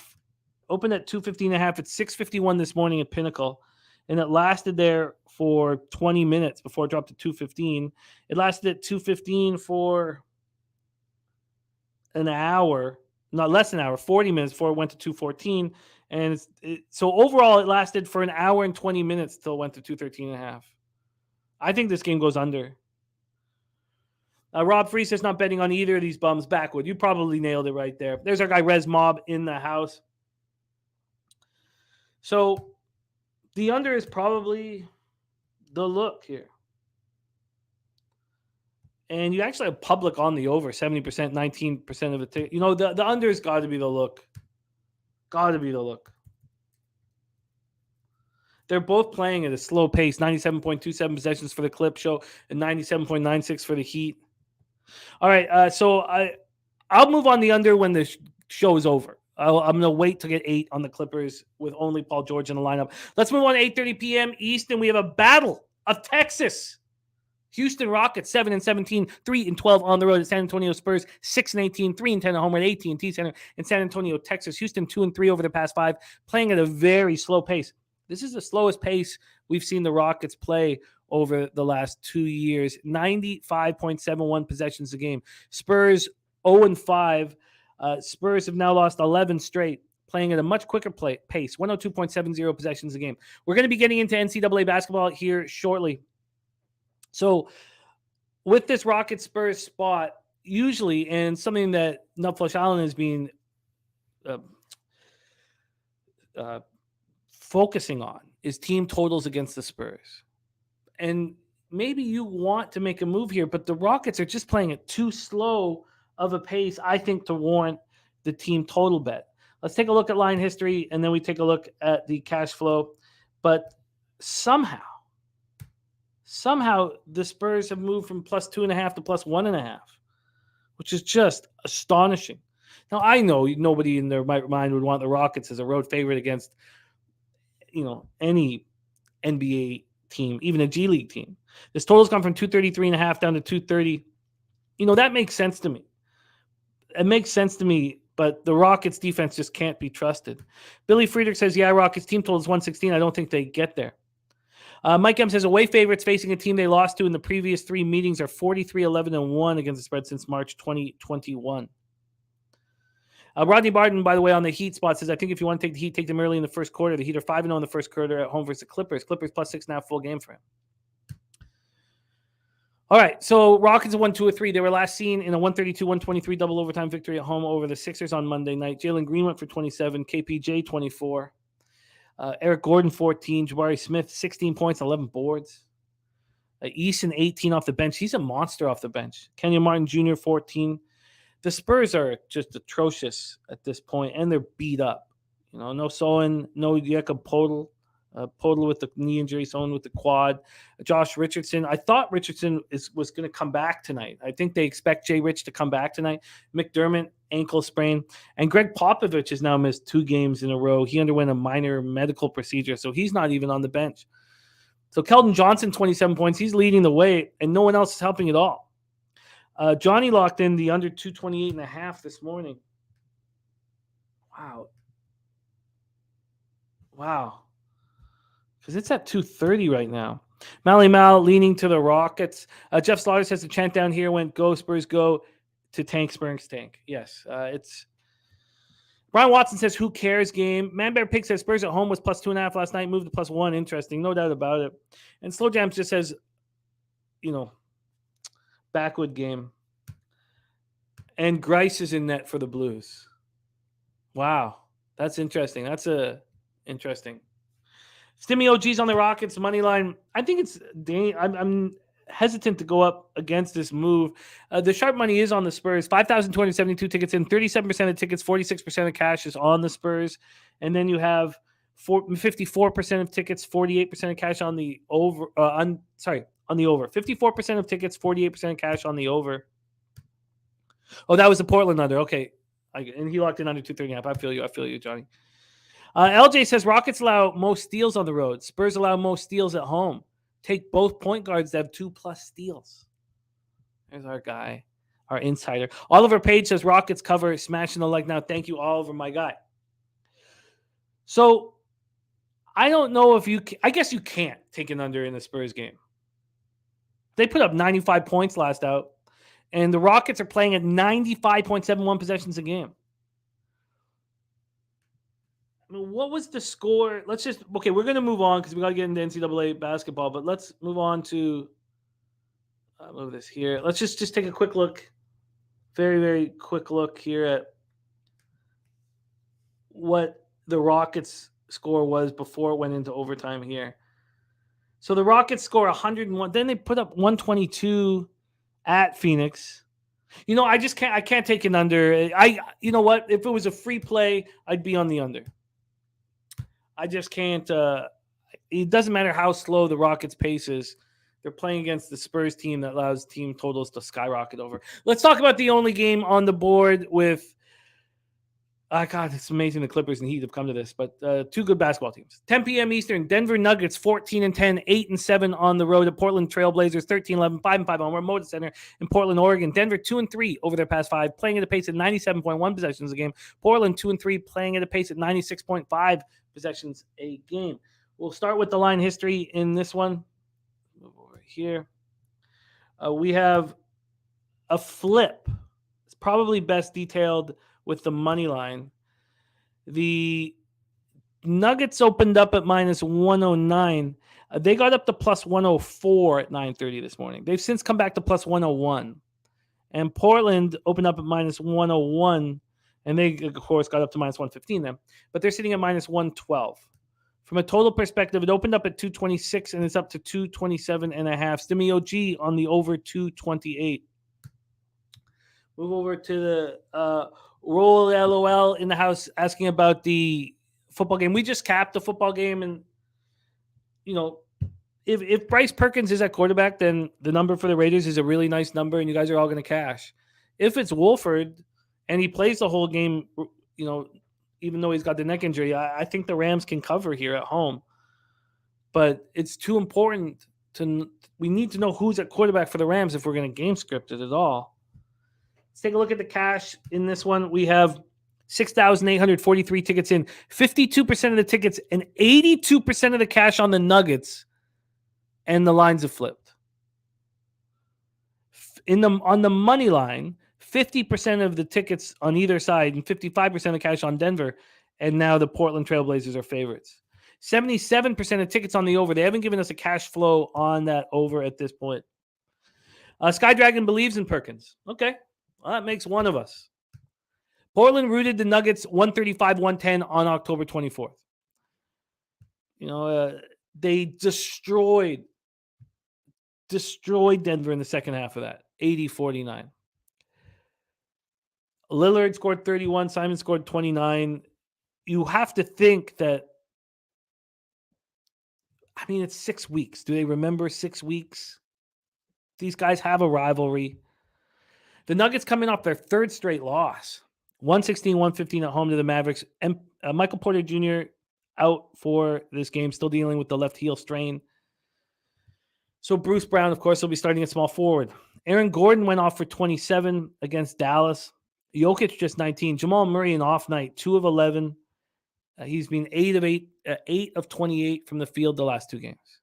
Blazers coming off their second straight win, 116-110 at home to the Pacers. Dame returned after missing 7 games, 26 points, 6 assists in 32 minutes. Simon's rolling. The guy is playing so well right now, averaging 24.7 points per game. And Jeremy Grant doing the same thing. He's averaging 23 points per game. I guess you can sit back here and expect the Nuggets to bounce back after losing 3 straight.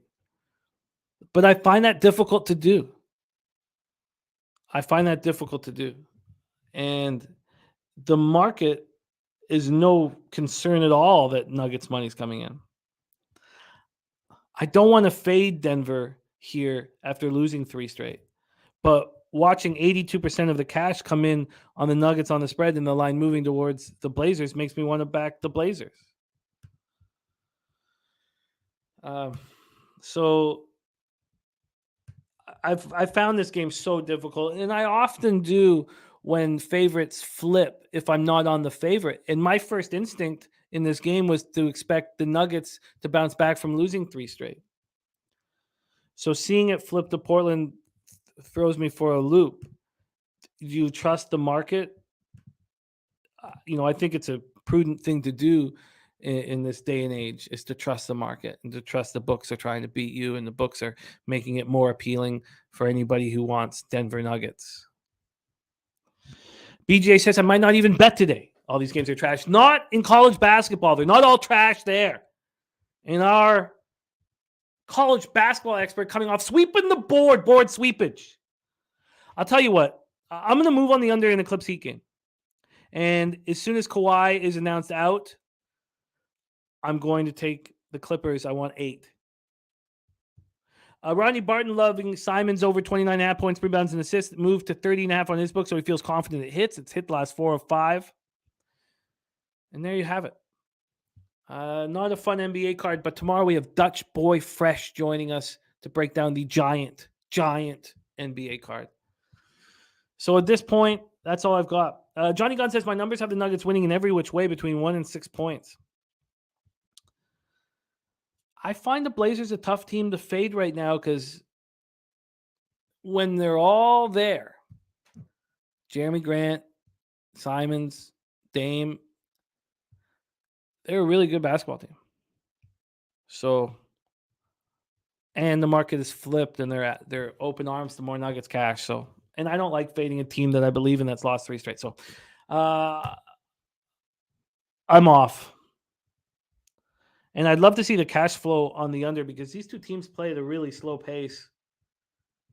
But in fact, if this line hadn't have gone from 226 up to 227.5, I'd take a real close look at the under.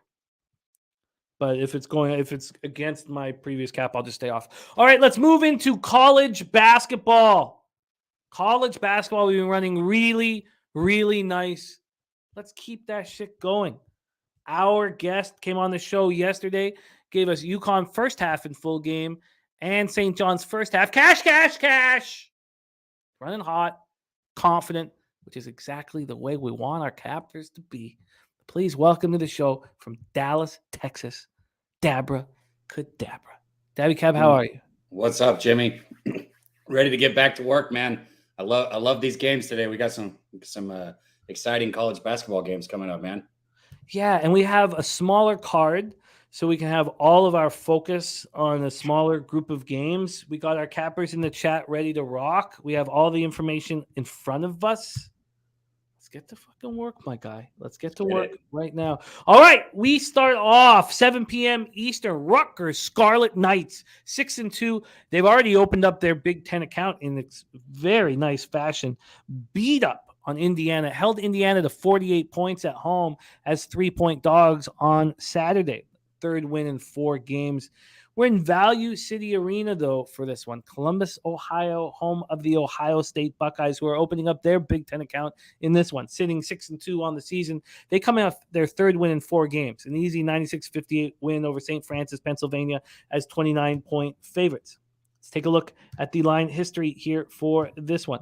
Rutgers opening up as 6-point dogs at -108. There's been no movement at all. It went to 6.5 for a minute and came back. Let's see what Bet Online opened it up, because we know they got it out earlier. They opened Rutgers up at +5.5 and moved them to 6.5. So that's the situation. Let's take a look at the total here. Total opened up at 137, now 136.5 at Penny. And at Bet Online, it opened up at 136. It's now 136.5. So not a lot of help there, but slight move towards the under. The interesting thing about the total, I guess the only thing that should be mentioned is the initial move was to the over. It went up a full point as of last night at 9:25 p.m., up to 138. Now dropped to 136.5. Let's go over to the cash flow here. And Matty Ice has shared his taint play today, so we will discuss it. I've got it all set up for that game here. And Matty Ice says, hope you guys catch that Sparty play yesterday. It was a thing of beauty. I wish I did, man. I should have bet that. I'm kicking myself for not betting that. That was a good call by him. It was nice. It was nice. So, cash-wise here for this one, we have 1,825 tickets in, 56% of the tickets and 92% of the cash on Ohio State Buckeyes. Oh, shit. Market moving towards Ohio State. Big bets coming in on Ohio State. From a total standpoint, 54% of the tickets on the under, 47% cash on the under, so it's just a pick 'em for the total. But sharps on the Buckeyes. Take it away for us, Daby Cab. First game on the board, Rutgers, Ohio State. I don't mind being with sharps. I just don't like being with over 90% of the money. I'm on Ohio State first half here. I jumped in right away. First game, I got action. Last year, I know this isn't, revenge spots with the transfer portal and with how things turn over. But last year, Rutgers did win 66-64. So you can kind of look, and that was their only matchup last year. So you can kind of look a little revenge spot for Ohio State. Last win for Rutgers was huge, but everyone should know this. You don't go against Rutgers at home. Rutgers at home is a completely different animal than Rutgers on the road. For Rutgers, Clifford Amalie, he's been outstanding. They're big. He's their big guy. He's averaging 15.4 points per game, 9.8 rebounds. Right now, Rutgers, they're putting up 73.1 points per game, which is good for 169th. But their defense has been outstanding, only allowing 54.1 points per game, which is 5th. Here's where they struggle and where they fall off. They're only shooting 31.3% from deep. And you flip to the other side here. Ohio State's actually holding opponents to only 27.7% from deep. So they've got good perimeter defense. They close out well. Zed Key, the junior forward for Ohio State, he's been good. He had 21 points in the loss to Duke. And then you got McNeil, the senior guard, who's had double digits in 3 straight games. He's been playing outstanding. Right now, Ohio State's putting up 80.5 points per game. That's good for 45th. And they're also only allowing 63.3, which is 65th in the country. So they're good on both sides. This is just a situation where it's getting Rutgers off a huge win at home, coming on the road to Ohio State, an Ohio State team who's hungry, who wants to get back in the top 25, who needs this win. I like Ohio State here. I got Ohio State first half. I got it at 2.5. I highly doubt that's still available. I did tweet it out, but whatever's available now, I'll still take it. Yeah, I get it. I get the look. Here. Why did you stay off full game? For the full game in this one, this is just one of those. I like to get it under 2. I like to get it under two baskets. I don't know. It's just one of those things. I like the spread at 2.5 a lot better than 5.5 or 6.5. Because we're dealing with 3.5s right now. And this is going to move to 4 in a second. I'm the opposite here. When there's only, when you said you didn't like 90% of cash, this is just because there's only 1,800 tickets in. This is all going to even out. So seeing what you don't want to see is 80% of the tickets and 92% in cash. But we're talking about 56% of the tickets, which means all the big bets are coming in on Ohio State. So with the small sample size of tickets, it does not concern me at all here. So I think you're in fine shape. But now you got the first half at 2.5, which was, excellent work. I paid for it. It was minus 118, so it was moving when I got that. Do you want it here at 3.5? Because you have every right, No, I'll take it. I think Ohio State. I think Ohio State goes into half up by 8, maybe 8 to even 12 points. I think that they come out. Rutgers, I know how big of a win that was for Rutgers last game, which is I think why you probably have such a percentage of tickets on them. But Rutgers at home, I keep saying it's just different. It's just a different team. No, I agree. I think this is a wake-up call, sort of. It's a huge game for Ohio State, too, to open up conference play. I like the first half. I like that Rutgers will, feel the difference between their dominant win at home over Indiana, as dogs to this spot here. I like your look on the first half. I think this all makes sense to me. I think I want to get involved, unless it's 4 when the show's over. But I wouldn't even be against double dipping Ohio State here. I thought about it. I'll think about it more as well, but I'm going to definitely come in on that first half with you. Ohio State first half for Daby Cab minus 3.5 at minus 110. Matty Ice agreeing, saying letdown spot after a huge win. Amalie Mal's already seeing Rutgers +4 first half at minus 120. So get in as soon as you can on the first half minus 3.5 at minus 110. All right, let's move on. And that's another thing we talk about when you see so much money. When we talk about the small sample size on Ohio State, it doesn't concern me at all, because we see the market moving so fast towards them. It's when you don't see the market moving towards a team, and the tickets are on them. That's when that you're in trouble if you're on that side. So I think everything's fine here.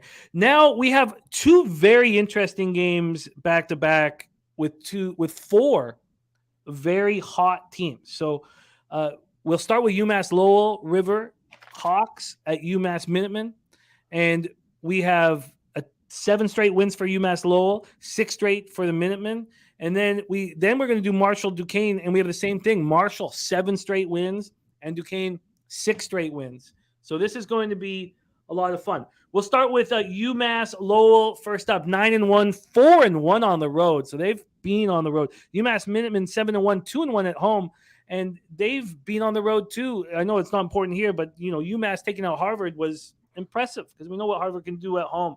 So let's take a look at the line history here in this one. And there's not a lot of history, as this one has just been up at some books, not for very long.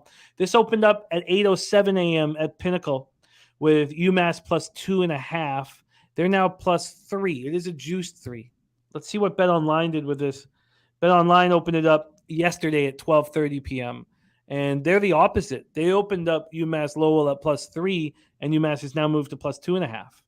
So that's interesting. So moving in different directions, those 2 books. From a total side of things, opened up at 142.5 this morning. It's now at 144 at Pinnacle. And at BetOnline, which opened up yesterday afternoon, it opened up at 142 and it's now 144. The exact same thing. But this was at 142 again at 1 this morning. This is being set up of late. At 10:36 a.m., it moved to 144. So let's take a look at the cash flow. There might not be a ton of it, and it may not help us, but let's see. We have there's a ton. Beautiful. There's enough tickets on all of these games that we're going to talk about for us to discuss. Maybe not as much St. Thomas Tommies against Montana State, but UMass Lowell has 52% of the tickets and 58% of the cash. And then we have no information on the total yet at this point. So we head to Amherst for this one. UMass Lowell comes in off their 7th straight win, 84-64 at Long Island as 15-point favorites on Monday. And Yuri Covington went for 22 in that win. The Minutemen also played on Monday. They come in off their sixth straight win, 87-73 at home over Albany as 13.5-point favorites also on Monday. The big thing was that UMass shot 20.5% from three and comfortably won that basketball game and put up 87 points. So imagine this offense when they hit from three. Take it away for us, Daby Cab, Riverhawks, Minutemen, the battle of Massachusetts. So let me first be clear on something. When it comes to this, I know everybody caps different. I have to have I don't bet my money on anybody who I have not watched. Obviously, if it's the first game of the season, that's different if I have action. But after that, it's only teams I've watched, which I haven't had the chance. So I've got numbers on both of these teams, and I've got an idea, but I don't have a bet on this game. I just want to make that clear first. Right here, both these teams, Jimmy, and I'm going to keep paying attention to them because they've been monsters against the spread. The Minutemen are 6-1 against the spread this year. And on the other side, Lowell's is 6-0-1. So what, 12-1 total for these two teams against the spread this year? So if you've been betting them, you've been just making absolute fucking money. Lowell on the other side, they got 20th ranked offense right now, putting up 83.4 points per game. 32nd ranked defense, only allowing 60.7. They're averaging 13.3 rebounds a game, which puts them good for 20th in the country. They move the ball around well too. 17 assists a game, which puts them at 16th in the country. So UMass Lowell, as far as the numbers, if I'm saying that correctly, Lowell, however the fuck you say it, their numbers are outstanding. I just don't know how much of a class step up this is for them. So I'm off this game, but like I said, their numbers are, some of the best numbers I've looked at for any team this year. Well, I know that Tease was all over UMass Lowell here, and now we have Matty Ice telling us that Fernandez is out for the Minutemen, their leading scorer. Let's just take a look at this group of forwards for this squad in the A10, now without their leading scorer, Noah Fernandez at guard. So they have TJ Weeks Jr. We talked about UMass not being able to hit anything from three. That was without Noah on the floor in that last game. He was in against Harvard. He missed the last game. But they still put up a ton of points against Albany. But he's the only guy scoring in double digits. 72.1 points a game right now on average. That puts him at 185th, giving up 66 points per game. So they're above average on offense and defense, but just slightly on both sides. Wow. Now he's their playmaking point guard, by far leading the way in assists. So Keon Thompson, I guess, is the one replacing him, the freshman. And he looked great. 13 points, 4 assists. He finally got run. This is what he's always wanted. I wonder if it's not really much of a step back. Keon Thompson, he went scoreless in the 3 previous games, playing a combined 29 minutes. He finally gets to be the starting point guard. 13 points, 4 assists, and looks good. Huh. Wow. That is a... Billy Friedrich has UMass ranked 75th and Lowell 93rd team rankings. Amalie Mal looking at UMass team total under 35.5 for the first half. And Matty Ice thinking about adding, I guess, Lowell after talking to us about Fernandez being out. But Fernandez was out against Albany, and they looked really good offensively in that game. Talk Sports with JT looking at Lowell. I guess I don't have an angle here, but I would. I guess I don't have an angle hearing you guys like in Lowell. I guess I'm going to stay off this one myself. All right. So no movement for either of us here in this one. Let's move on to 7 p.m. Our guy Jose's internet is out, so he's run down to the Southtown 101 So I will move this here and handle the production side of things. So let's roll. Next up for us, Marshall Thundering Herd, 7-1, 1-1 on the road at Duquesne Duke, 7-1, 6-0 at home. We're at UPMC Cooper Fieldhouse in Pittsburgh, Pennsylvania. Another spot where these two teams are absolutely rolling. We'll start with the line history here. Marshall opening up as 1.5-point dogs, and they're now 2-point dogs. We look at the total. It's opening up at 151. It's now at 151.5, but it got up to 153. So I'd be curious to see what BetOnline opened this up at. BetOnline opened this up at 150. So it's coming down as well. They got up to as high as 152.5. And then from the point spread, let's move over here. BetOnline had this opening up at 1 as well. So there's been a slight move to Duquesne. There's been a slight move, or a pretty legitimate move to the over, but it's starting to come back. We take a look at the cash flow. We have 1,977 tickets in. 52% of the tickets and 93% of the cash is on Duquesne. Then you have 54% of the tickets, 95% of the cash on the over, but now it's starting to drop. Slow Jam says, looks like Marshall has the advantage in rebounds, blocks, and assists. He's going to be on Marshall plus 2.5. Res Mob saying UMass is a step up in class for Lowell. Says better than UMBC and Vermont. Mally Mal says when I see Marshall, I think over. And Billy Friedrich says that he likes the over in this one. Marshall comes in after their 7th straight win, 83-69 at home over Ohio's 8.5-point favorites on Saturday. They're rolling. Kevin K, what's happening, man?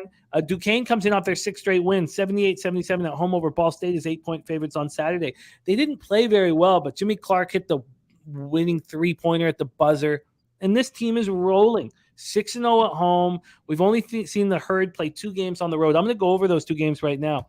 Mike M's pimp slap play of the day is Marshall plus 2.5, right above Stimmy OG on Duquesne Moneyline. Take it away for us here, Daby Cab, Marshall, Duquesne.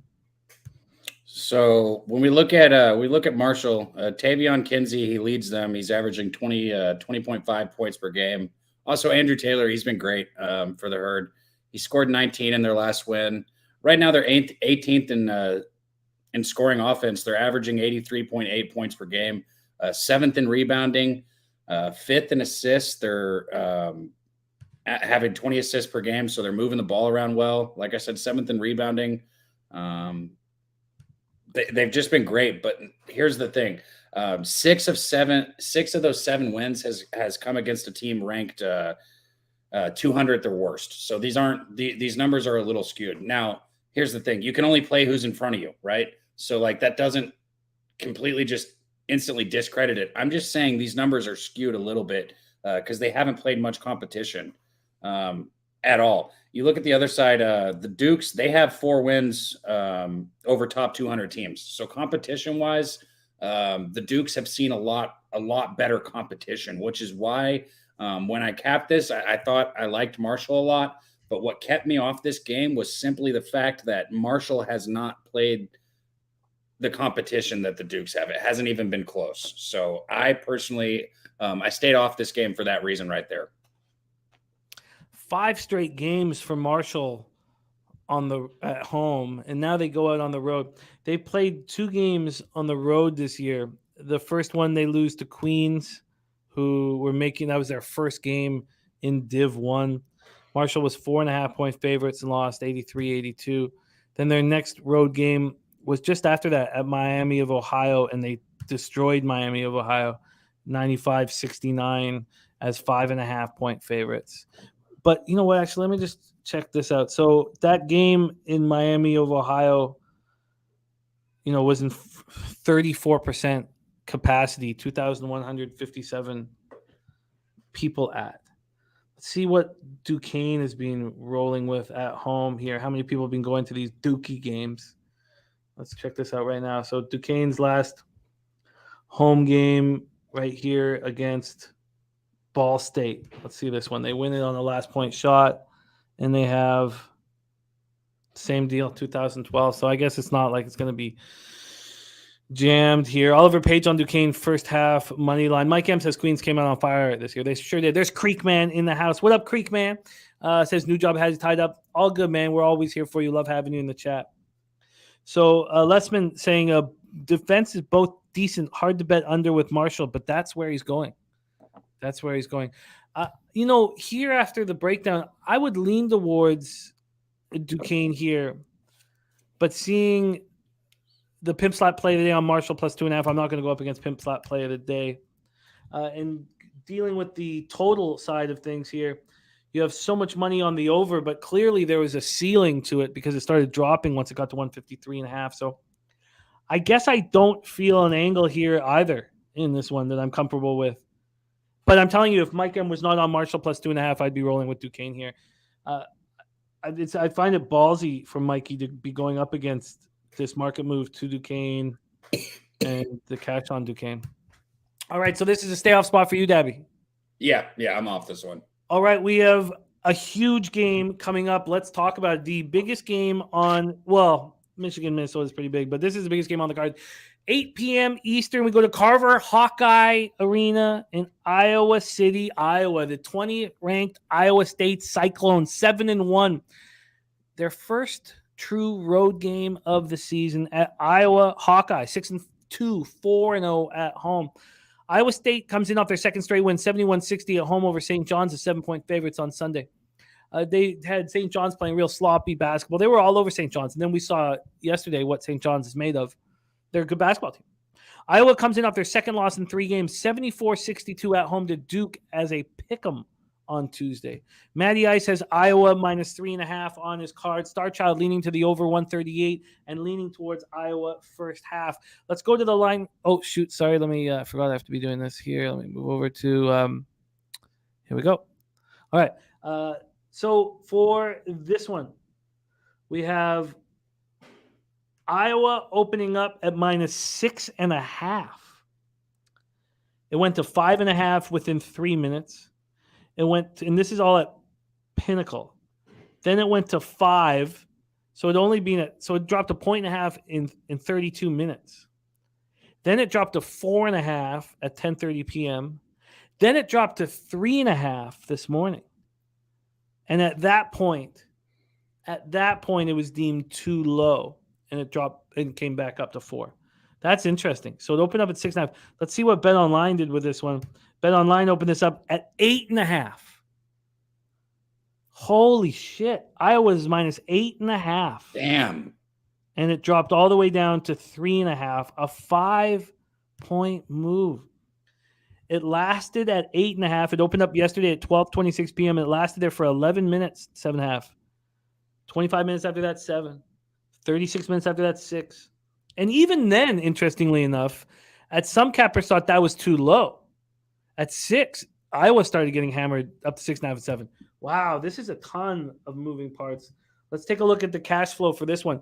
Sports Insights has given Iowa State line value about 15%, but more than any other team on the card. The only other ones to get slivers, Duquesne got a sliver. Colorado State gets a sliver, and the tiniest of slivers to Jacksonville State. 4,613 tickets in, 57% of the tickets, 56% of the cash on Iowa State. 78% of the tickets and 80% of the cash on the over. Let's go back to the line history on the over.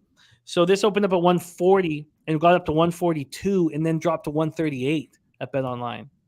At Pinnacle, this opened up at 141 and is down to 138.5, but dropped to 137.5.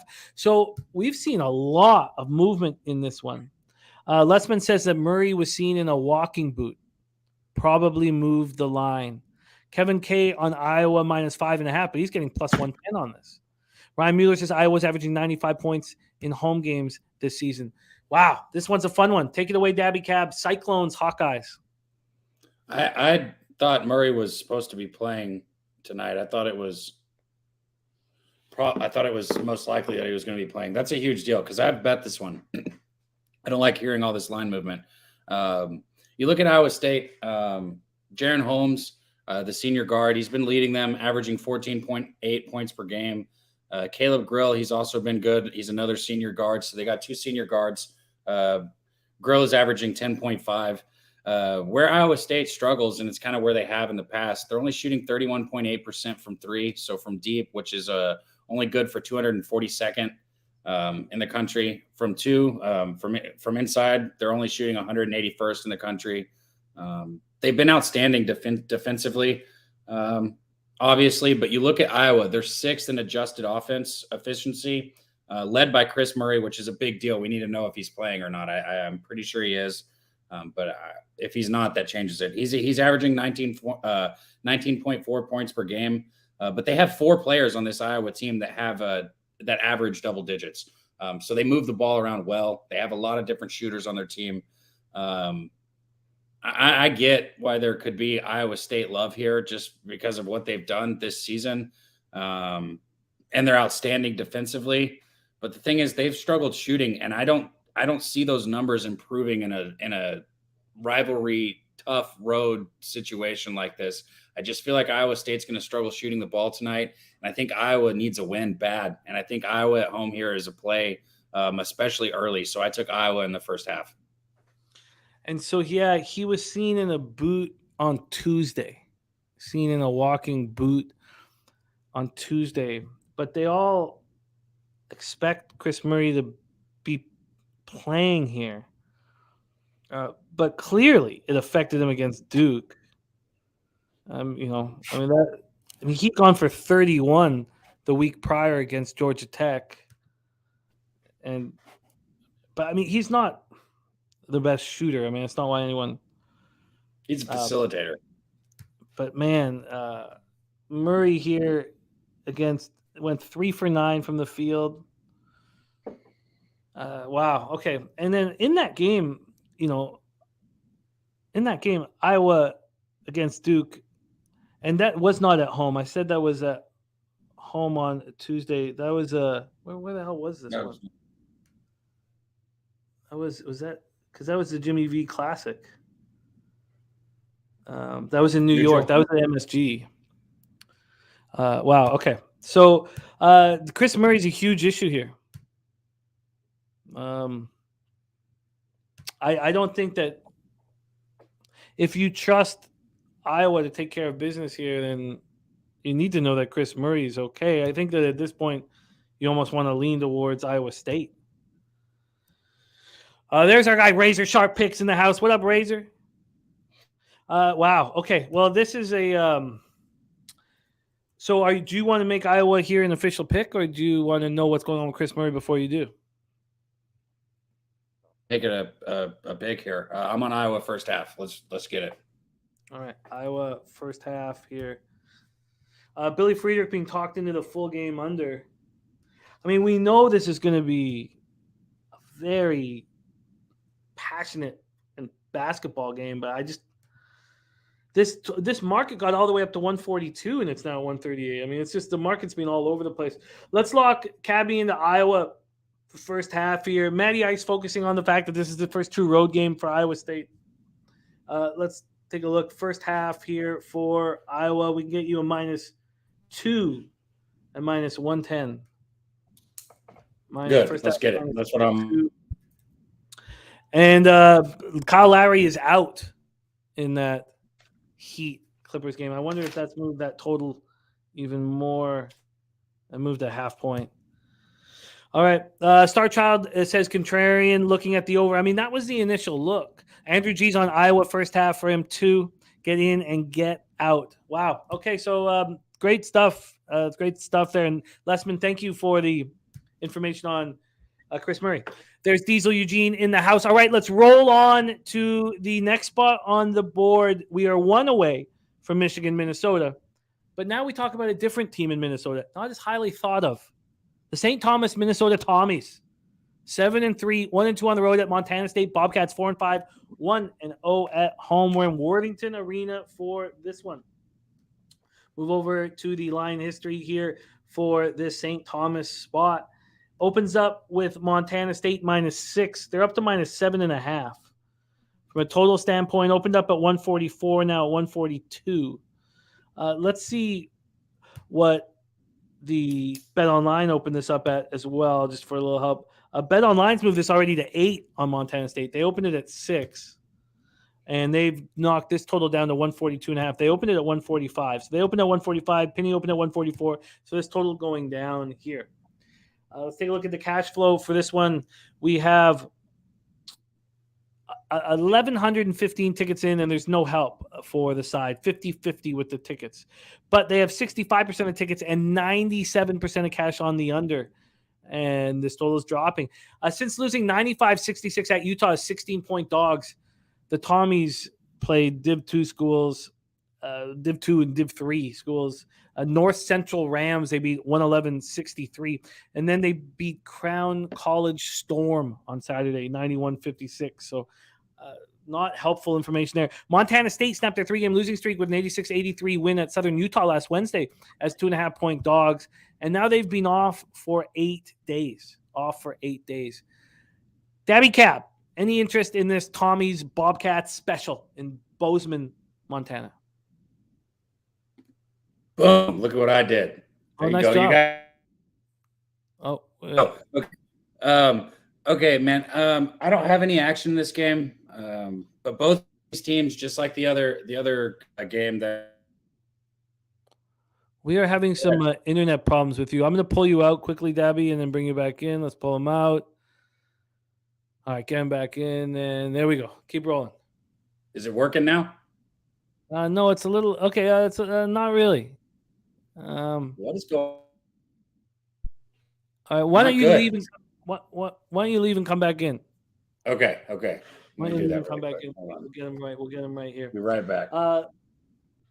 So the under is the only spot on this with sharp action, and we've seen it drop now at Pinnacle 1.5 since the opening, and it opened at Pinnacle yesterday at 3:30 p.m. So we've seen it drop to 142.5, juice to the under. There we go. Now Daby Cab's ready to rock. Okay, Daby, take it away here. Tommy's Bobcats. All right. St. Thomas, both these teams, St. Thomas in the 8 games they played this year, 6-2 against the spread. On the other side, Montana State, 5-3 against the spread. Both these teams cover. St. Thomas, they're putting up 78 points per game, which is good for 90th. Giving up 68.2, which is good. Above average at 169th in the country. Where they excel is they shoot the ball well, especially from the perimeter. They're hitting 9.7 threes per game, which is good for 28th in the country, and they move the ball around. 14.7 assists per game, which is good for 97th. And also St. Thomas protects the ball, which I always like to see. They're only averaging 11.3 turnovers a game, which is not bad. You flip the script on the other side. Montana State, just, a little below average and everything. 70.9 points per game, 70.6 is what they're giving up. If you look at across the board, 182nd is the highest in any offensive or defensive category that this team ranks. They're just kind of struggling on both sides of the court. I'd have to look St. Thomas here if I bet this, especially +7, but I have not moved on it. You have them playing against extremely weak competition. Right. Obviously, that wasn't involved in your spread info, but that can't help them. And then Montana State being off for 8 days, you got to think that affects them shooting wise early in the game. It's funny, Mal is on that first half over, but you'd think that the first half, I feel like that first half under is what I want to be looking at with Montana off for 8 days. And then the Tommies here, I mean, they put up 66 points at Utah, but Utah's a tough team to play. I guess, well, clearly the sharp money is here, is being bet on the under, but I don't know what the fuck the Tommies are going to give you here. And but Montana State clearly been facing tougher competition than the Tommies, other than that Utah loss when they lost by 31. All right, let's just move on to bigger and better games. We have 3 big ones to close out this show, and we start with a big one here. Michigan Wolverines at Minnesota, and I think we are done. I guess we don't have any more. We're not going to be able to drop the. Damn. Looks like we don't have any more of the underlays for basketball. But why don't we take off Montana and know that we are now on Michigan Wolverines at Minnesota Golden Gophers. We have the taint play of the day right here for this one. Michigan minus 4.5. We talked when he dropped this that he's got no fear that Jalen Llewellyn is out for the year. He suffered that torn ACL in Sunday's loss to Kentucky.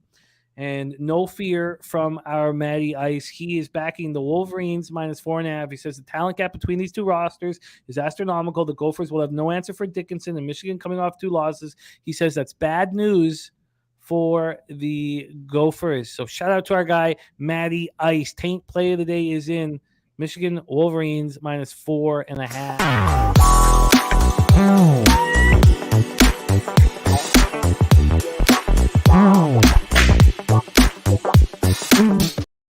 Slow Jams Arsenal says Mini will be a bottom feeder in Big Ten play. Smack spot for the Wolverines. JT is on Minnesota under in the first half plus 2.5 here.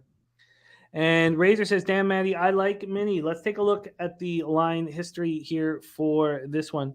We have Minnesota at home opening up as 5-point dogs, now 4.5-point dogs. So a half-point move towards Minnesota. See what BetOnline did this at. BetOnline opened this at 5.5 and has moved it a full point towards Minnesota. Totals wise, opened up at 135. That's exactly where it is. It did go up to 136 for a bit, but no movement there. And here at Pinnacle, they opened at 136 and dropped it down to 135. So we've seen a point move towards Minnesota, and 70% of the tickets and 78% of the cash is on Michigan. That's 2,636 tickets. So I get completely why Razor likes Minnesota. Would you say that one more time? I'm sorry. 70% of the tickets and 78% of the cash is on Michigan.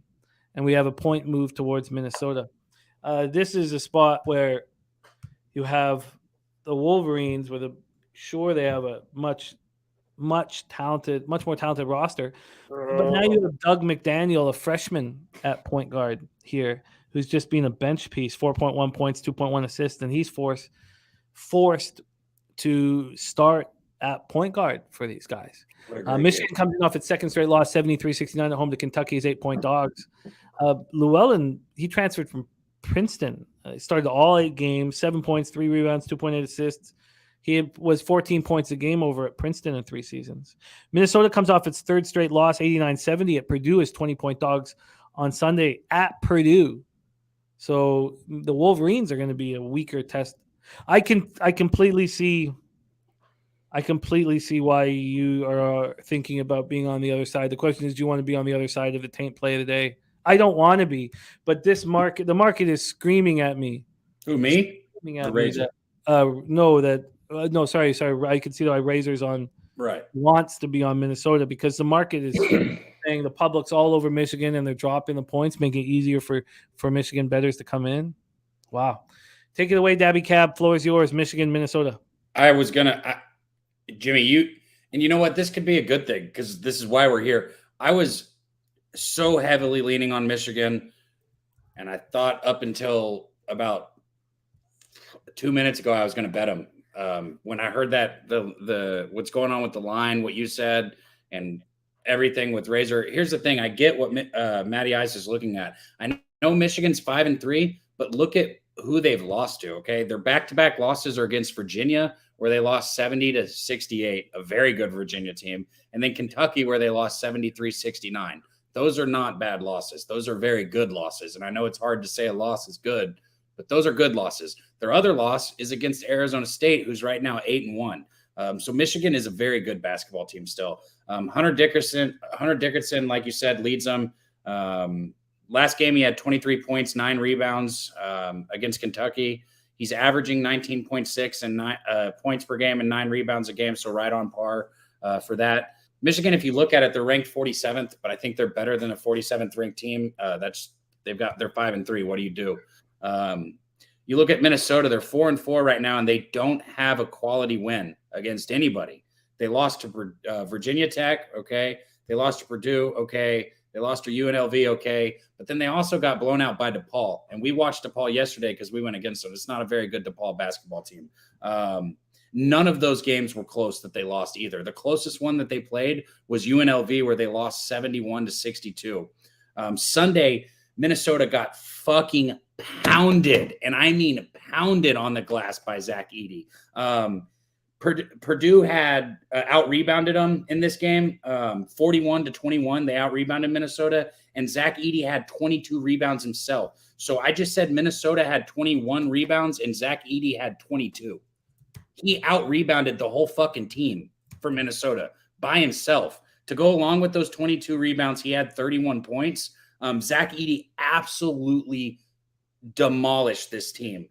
And I don't see any reason why Hunter Dickinson can't do the same. So I really have been strongly leaning Michigan.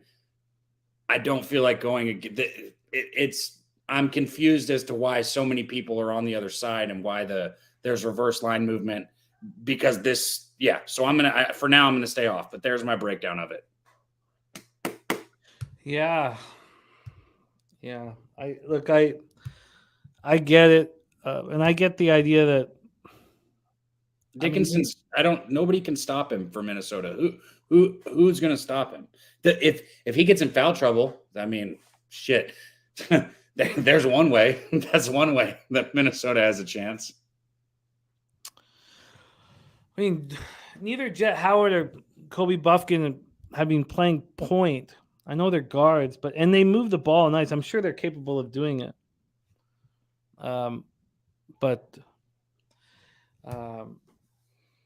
Wow. But yeah, Eddie Oiler, no one will ever question the Sutter's dominance as the best hockey family in the history of NHL. But man, love these Kachucks. Wow. Well, at this point, I don't want the market to take too much control over my action, but I've been following the market in my action so far this year, and it's hitting at 65.7%. This would be a immediate bet on Minnesota. The line moving and the books opening their arms up to all this Michigan cash.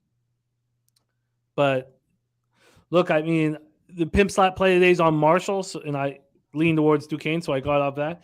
And I guess I have to do the same thing here. I lean towards Minnesota, and Maddie's saying Michigan by 10 plus. Okay, well, that's fine. I don't need to bet it. But I can't go against a spot where the supercomputers are saying, oh, we'll take all your Michigan money and we'll even give you a better line. So we've heard every single person in the chat except for Razor wanting Michigan, except JT. Talk Sports with JT like Minnesota first half. Okay, fine. I won't move on that. That's fine. I will cheer on the Taint play today. Taint play today on the Michigan Wolverines -4.5. Razor saying home team's 4-1 last 5 meetings. I think that the opportunity to come on, you can't count the Gretzkys, man. Don't count the Gretzkys.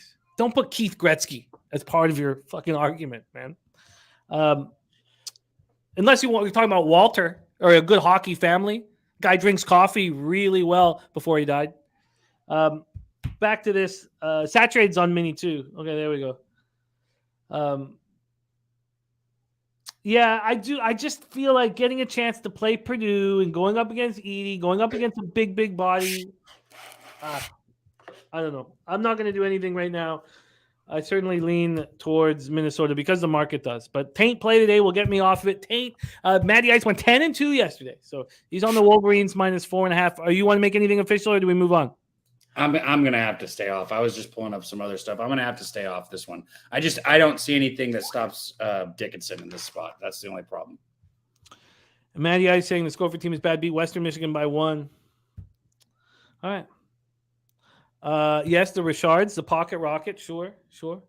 Okay, let's move on to 9 p.m. Eastern. And I know that the Gretzkys are the highest scoring family. And even that's bullshit. Keith puts in 20 points. Colorado State Rams, 6-3, 0-1 on the road at the Colorado Buffaloes, 4-5, 2-1 at home. We're in Boulder, Colorado for this one. This is a fun one. There's a lot of moving parts here. Let's break it down. First, we'll go through the line history of this. We have the Colorado State Rams opening up as 6-point dogs. They're now 4-point dogs. A constant movement towards the Rams. There's never been buyback. From a total side of things, opened up at 143, and that's where it stands. Cash-wise here, we have 1,977 tickets in, and 77% of the tickets are on Colorado State. We don't have a cash flow, but market clearly moving towards them, and we have no help for the total. Colorado State had their 2-game winning streak snapped in an 88-83 loss at home to Northern Colorado. It's 15.5-point favorites on Saturday. That's been something that's worked for us so far this year, is a team that you believe in, no shows at home against a bad team, a state rival. They shot. Now this is okay. This confused me here, and this is where I think the biggest angle is. Of Brent Gretzky. Did I say Keith Gretzky? The one Gretzky didn't make it. Okay. So they shot 51.7% from the field and 50% from three, and they lose by 5 as 15.5 favorites. Not only that, but they only had 6 turnovers. Colorado State played clean basketball, shot well, and lost because they got destroyed on the boards. They lost 35-20 on the boards, and they lost the game. Colorado comes in off its second straight loss, 73-63 at Washington as 1-point favorites on Sunday. And one thing that Colorado can do is hit the glass. Take it away for us, Daby Cab, Colorado State, Colorado. All right. Like you said, Colorado's coming off 2 losses. Their last 2 were Arizona State and Washington. They're 97th in adjusted offense. They're just 210th in the country, but they are 97th in adjusted offense, averaging 71.3 points per game. Here's where they struggle, though. They're 276th in the country shooting. They're just hitting 42.5% from the floor, 248th from deep at only 32.5%. So they just struggle shooting the ball. 32.5% from deep is lackluster, to say the least. Colorado State, they're 67th in adjusted offense efficiency. They're averaging 76.1 points per game, which is good for 115th. They're 20th, shooting 49.6% from the floor, 67th from deep, 37.2%. Isaiah Stevens, he's been good. He's averaging 16.5 right now per game. He's only been back for 2 games. Okay, so he had the ankle injury. And Isaiah Stevens, this is his second. He's been back for 2 games. In those 2 games, he's shooting 50% since he's been back. Defensively, Colorado State, they do struggle, like you said, on the boards, but they are 118th defensively, and in adjusted defense, they're 89th overall, actually. So that's pretty good. They're only giving up 64.8 points per game. This is just a Colorado team that I think that I think Isaiah Stevens, the senior guard, is going to come out. Colorado, they barely beat Grambling. They 83-74 over Grambling.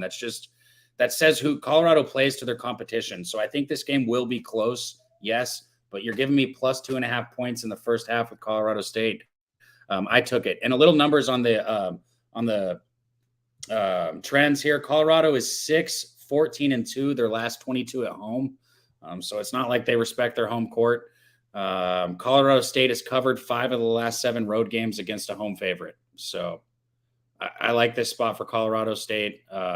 Or Colorado State has covered 5 of the last 7 against a road home favorite. I got Colorado State first half here plus 2.5. The market's moving with you. You have every right to be confident on this spot. We can get you a 2. I wish we could get you a 2.5. We can't. We can get you a 2. Even that 2 is juiced at Pinnacle, so it'll move to 1.5. We can get you a 2 at minus 105. I wanted to figure out how to get on the Buffaloes, and I can't, and I'll stay off of it. Ryan Mueller says Colorado's lost 16 of the last 25 non-conference games against the spread. I don't want Colorado State. I don't want to sit back and hope that they win every single split in the game other than boards. I don't want. I can't do it. I'm going to cheer you on for Colorado State. Clearly, that's where you need to be. The sharp action on Colorado State.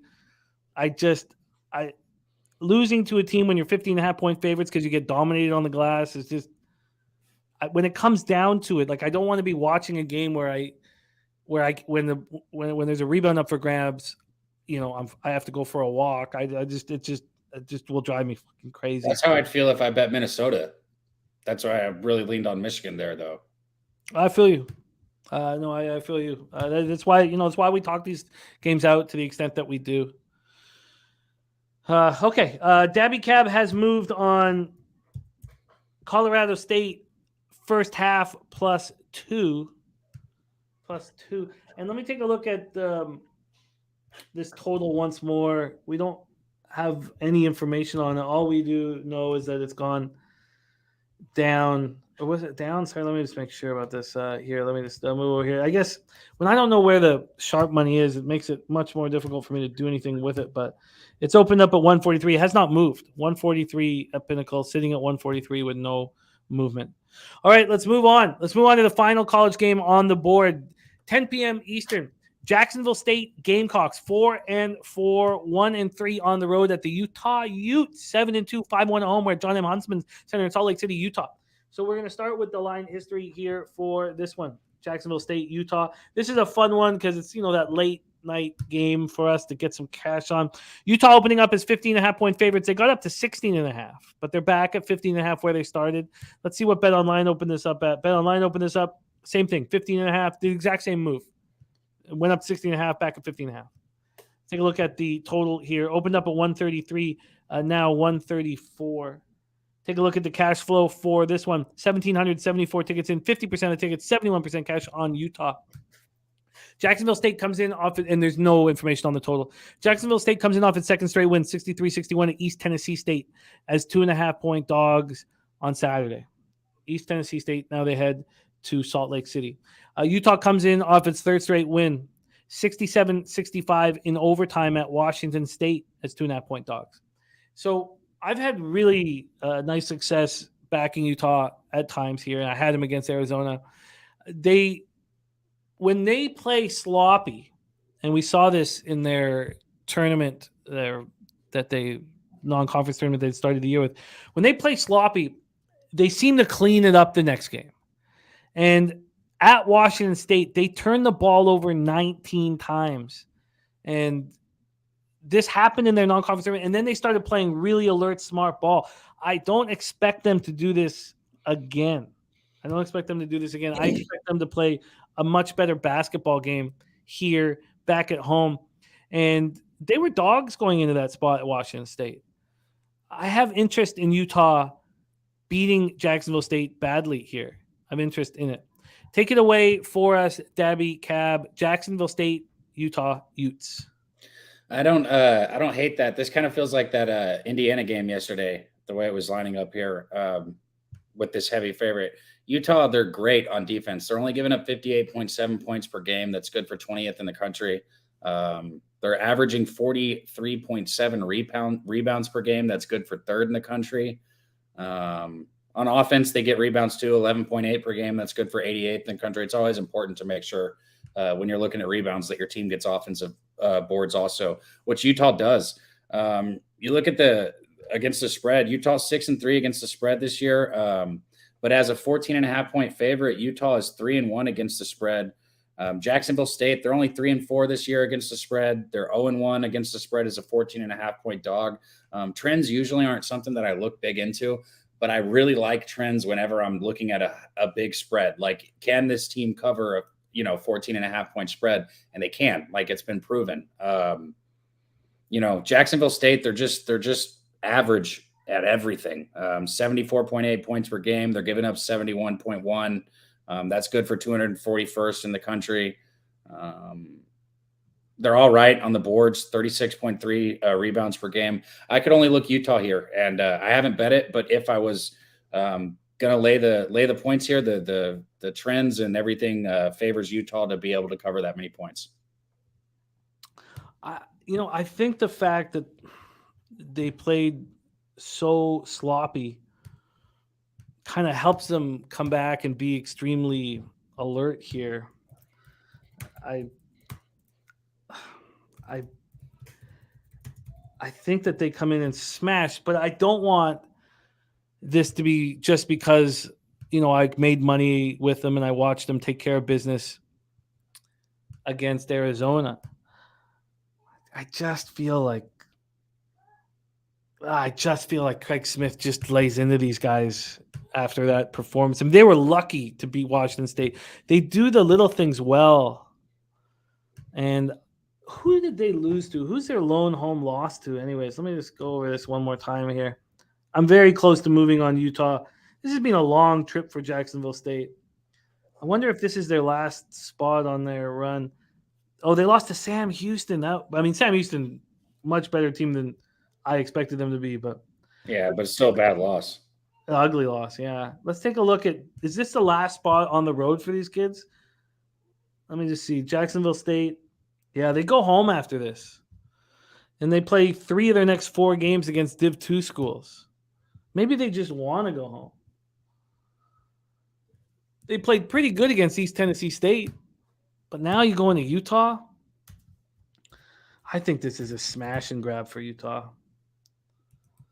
And we have sharp money on Utah. And it's 50-50. All right, I'm going to smash and grab Utah tonight. Smash and grab in first half and full game. And let's get it.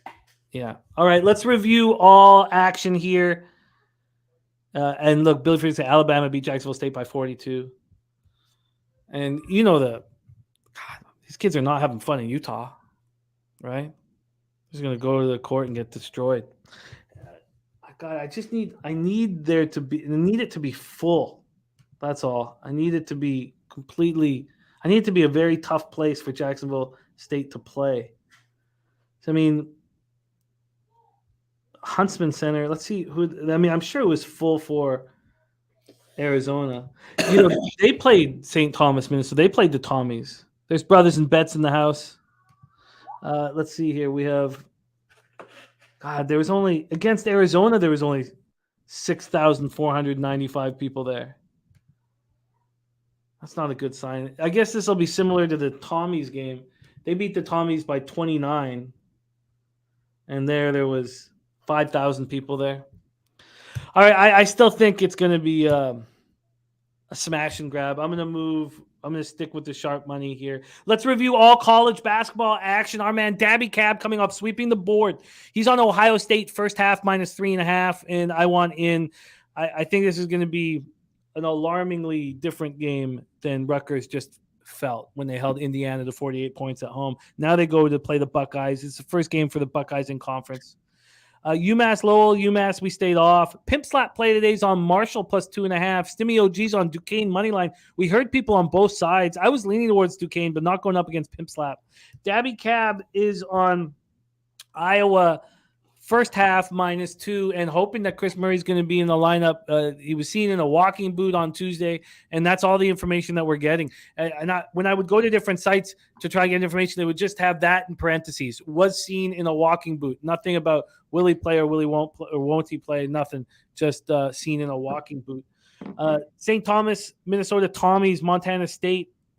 I really do lean towards Montana State here. I would like to see what the cash flow is in this one. I don't trust these fucking Tommies at all.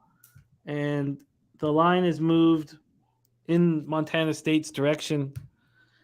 Do you trust Montana State winning by, margin? That's the question. I don't know. Let me just take one last look at Montana State here and see if I want to pull the trigger. God, they won at North Dakota by margin. They have 3 straight losses at home. Hard to trust them to win by margin here. Johnny Gunn says you have to think that the books have inside information and no Murray isn't going to play, which explains the line drop, right? Yeah. Yeah, 8.5 down to 4. Yeah, you have to expect the books know Murray's not going to play. Yeah, I think that's the only way you can look at it. And then I want to move on Minnesota because that's where there is a ton of sharp act. Well, I shouldn't say the sharp action. I should say that the public is all over Michigan, and 70% of tickets and 78% of cash, and the line is moving towards Minnesota. And too often we see that team take care of business. Let's see if there's been any refreshing on the ticket count there. Yeah, so now there's 69% of the tickets, but still 78% of cash is on Michigan, and we have a 1-point move to Minnesota. To Minnesota. And that's the taint play today right there. Taint play today is the Michigan Wolverines. Kevin K says Sharpie on tonight's show for Thursday Night Football. I expect him to be on. I know he does a lot of Thursdays with CMAC, but that's CMAC's show, so I can't tell you. Daby's on Colorado State first half +2, and I'm doubling out on Utah first half and full game.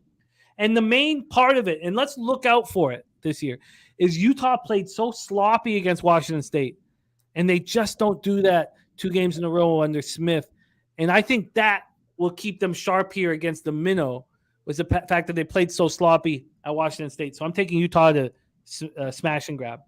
And that is our college basketball breakdown. Daby Cab, love having you here on Wednesdays and Thursdays, fresh off sweeping the board. Keep up the great work, my friend. Thank you so much for joining us. Daby Cab has a big, big weekend ahead of us. Friday, he's got, with Razor Sharp picks, Lakers, Sixers, live bet stream. Saturday, he's got Alabama against his Houston Cougars, which is huge. Alabama, Houston. And then that's at 2:45. That rolls into our UFC 282 stream. But before that, we have our very first Saturday morning NCAA basketball pub hub. Wobano, CMAC, Daby Cab, breaking down the card on Saturday morning at 10 a.m. Eastern. So big week ahead of you. Much love, my man. Thank you so much for joining us. Follow Daby Cab on Twitter at Daby Cab. Cab, any last words to the Capper Sport in the show? Oh, man, it's all about you guys. It's all about you guys in the chat, man. Shout out Brothers and Bets. Good seeing you out there, man. I know Coach has been killing it. Billy Friedrich, Eddie Oliver, Kevin K, man. Don Play, everybody. WT, appreciate you. Billy Bizbrain, man. I wish I could say everyone, Jimmy. You know how it is. But all you guys in the chat, man. Appreciate all you guys. Oh, respect, man. There he is. Kadabra in the house. Thank you guys so much for supporting the show. Let's review all action here. And I locked in my action in NHL, and I'm very close to adding the Kings. But I don't think I will. I'm not sure if I will. There's Billy Brisbane in the house. I'm not sure if I will, but I got Lightning -1. They've switched goaltenders here, so they've gone from Vasilevsky over to Brian Elliott. Look, I don't want Elliott in net, but I would be fine. I would still make the bet again. I would just want the price you get for Elliott. Gogster's got no goal first 9 minutes at +100. I'm very interested in the Kings, extremely interested in the Kings. But God, Leafs are just playing such good hockey right now. With 5 defensemen missing, it's unbelievable. I'm on the Wings at +170. I don't want to see this market move at all. I want it away from me. So it's still +170. I'm fine with that. I like the Wings. Barkov coming back for the Panthers. I'm on the over 6 at -105 in Winnipeg, St. Louis. This market was moving against me. Now it's -115 to the over. There was a time when it hit 6.5. Sky Dragon says time for MLB free agency thoughts. That's what I would like to do, but sadly, our Jose Bouquet, his internet went down. So he's on his way. He's speeding towards the Southtown 101 because we have our Cappers contest show coming up. Nuke says Husso still not confirmed. If Nedeljkovic is in, I'm screwed. So I think, though, Nuke Worker, if there was an idea that Nedeljkovic would be in net, this line would have moved towards Florida. Don't you think? Now, it has moved already a little bit towards Florida, but I think it would move. It hasn't moved in hours and hours. Gogster's on the first period, both teams to score +155, and the Winnipeg team total over 3.5 in Jets Blues. Gogster's on first period, both teams to score in Ottawa, Dallas. Ron Crawford, spreadsheet play today is on Dallas in regulation, and the Stars -1. And Nuclear, yeah, I'd wait too. It's a smarter thing to do. In NFL, we've been given from Gogster, we've been given Van Jefferson, longest reception over 19.5 yards. He's also on Carr over 1.5 touchdowns at -112. The longest reception -115. I've not moved on it, but I would have some interest in the Rams if Wilford's in. I'm going to move on this under in Clippers Heat, but tell me it's still at 213 at least, okay? And then Lowry's out. I would like Kawhi to be announced out and back the Clippers, but I'll wait. I want 8. Rockets Spurs, we stayed off, and Nuggets Blazers, we stayed off. I'm going to join Daby with Ohio State first half, -3.5. Tell me it's still there. Please tell me it's still there. Let me just move over to college basketball. Give it to me right there, -3.5. Yes, it is still there. I have some interest in doubling up on it. Kawhi out, says T-Nice. Has that been announced? Because I was hoping I'd get another half point or a point. I know Paul George is going to make up for the debacle yesterday. Dabby's on the Iowa first half -2, and I'm sure there's some nerves with Chris Murray in or out, and it feels like the books are telling us he's out. Taint play today's Michigan Wolverines -4.5. And if it wasn't, I'd be on Minnesota, but I'm not going to go up against Taint. Dabby's on Colorado State first half +2. I'm not going to back it. The Sharps are on Colorado State, but I'm not going to back a team that can't board. They shot 51.7% from the field, 50% from 3, and only had 6 turnovers and lost as 15.5-point favorites on Saturday. Fuck that. Not going to bet on that fucking basketball team. And there it is. Gambler's first glance. Minnesota +4.5. Oh, Razor. Okay. I'm going to have to think about that a little longer. But I'm doubling up on Utah first half full game. We have the Cappers Contest show popping off in 25 minutes. So, big day ahead of us. Big day ahead of us. I got to make some bets. Get ready for Cappers Contest. Thank you guys so much for supporting the show. We mean it. We mean it when we say that we have nothing without you guys. Thank you so much for the support. And those of you that have become members, that means so much to us as well. Shout out to all you guys. And Cashman19 said it was just announced out. Terrence Mann is out too? What? Damn. Yeah, I knew Norman Powell, Storm and Norman would be out. Huh. All right. Join us for the Cappers Contest show in 25 minutes. Shout out to T Nice, Bo Jackson, Mally Mal. Mally Mal, OG. Be with me since I first started. So much love for you, Mally Mal. Nuke Worker. God, I love you guys so much. Eddie Euler, Razor, Kevin K, WT. Guy WT down in Costa Rica. Billy Friedrich, Sky Dragon, Andrew Carr. Oh, and look at that. Our guy WT becoming a member. Thank you, man. It means a ton to us. So thank you for your support. WT, our guy. Jeff Slaughter says we need to finish Capper Contest strong. Let's go chat. We need it. We need to go 5-0 or 0-5. You guys make the decision. We either need to be excellent or horrific. Got to make some money in this one. Brothers and Bets, Know Something, Lessman, Rocco Rogers, JT, Rez Mob, James S., Jake Burns. Thank you guys for your support. Let's go out there and get that fucking cash, man. Oh, I got to close the show up. I forgot. Let me prepare for this. Let me make sure I'm ready. Here, I'll do a couple things just to make me feel better. Oh, yeah. Oh, yeah. Oh, no. Oh, no. That's not rain. Oh, God. She parties, dude. Not as much as this one, though. How much ecstasy are you on, sweetheart? Ooh. I think she's got some sand in some of her parts. This one's all gags. All gags and sex toys. This one, though. Ooh. Jeez. Arousal. And if you want that arousal to go away... Oh, I can't get my mouth around that thing. Oh,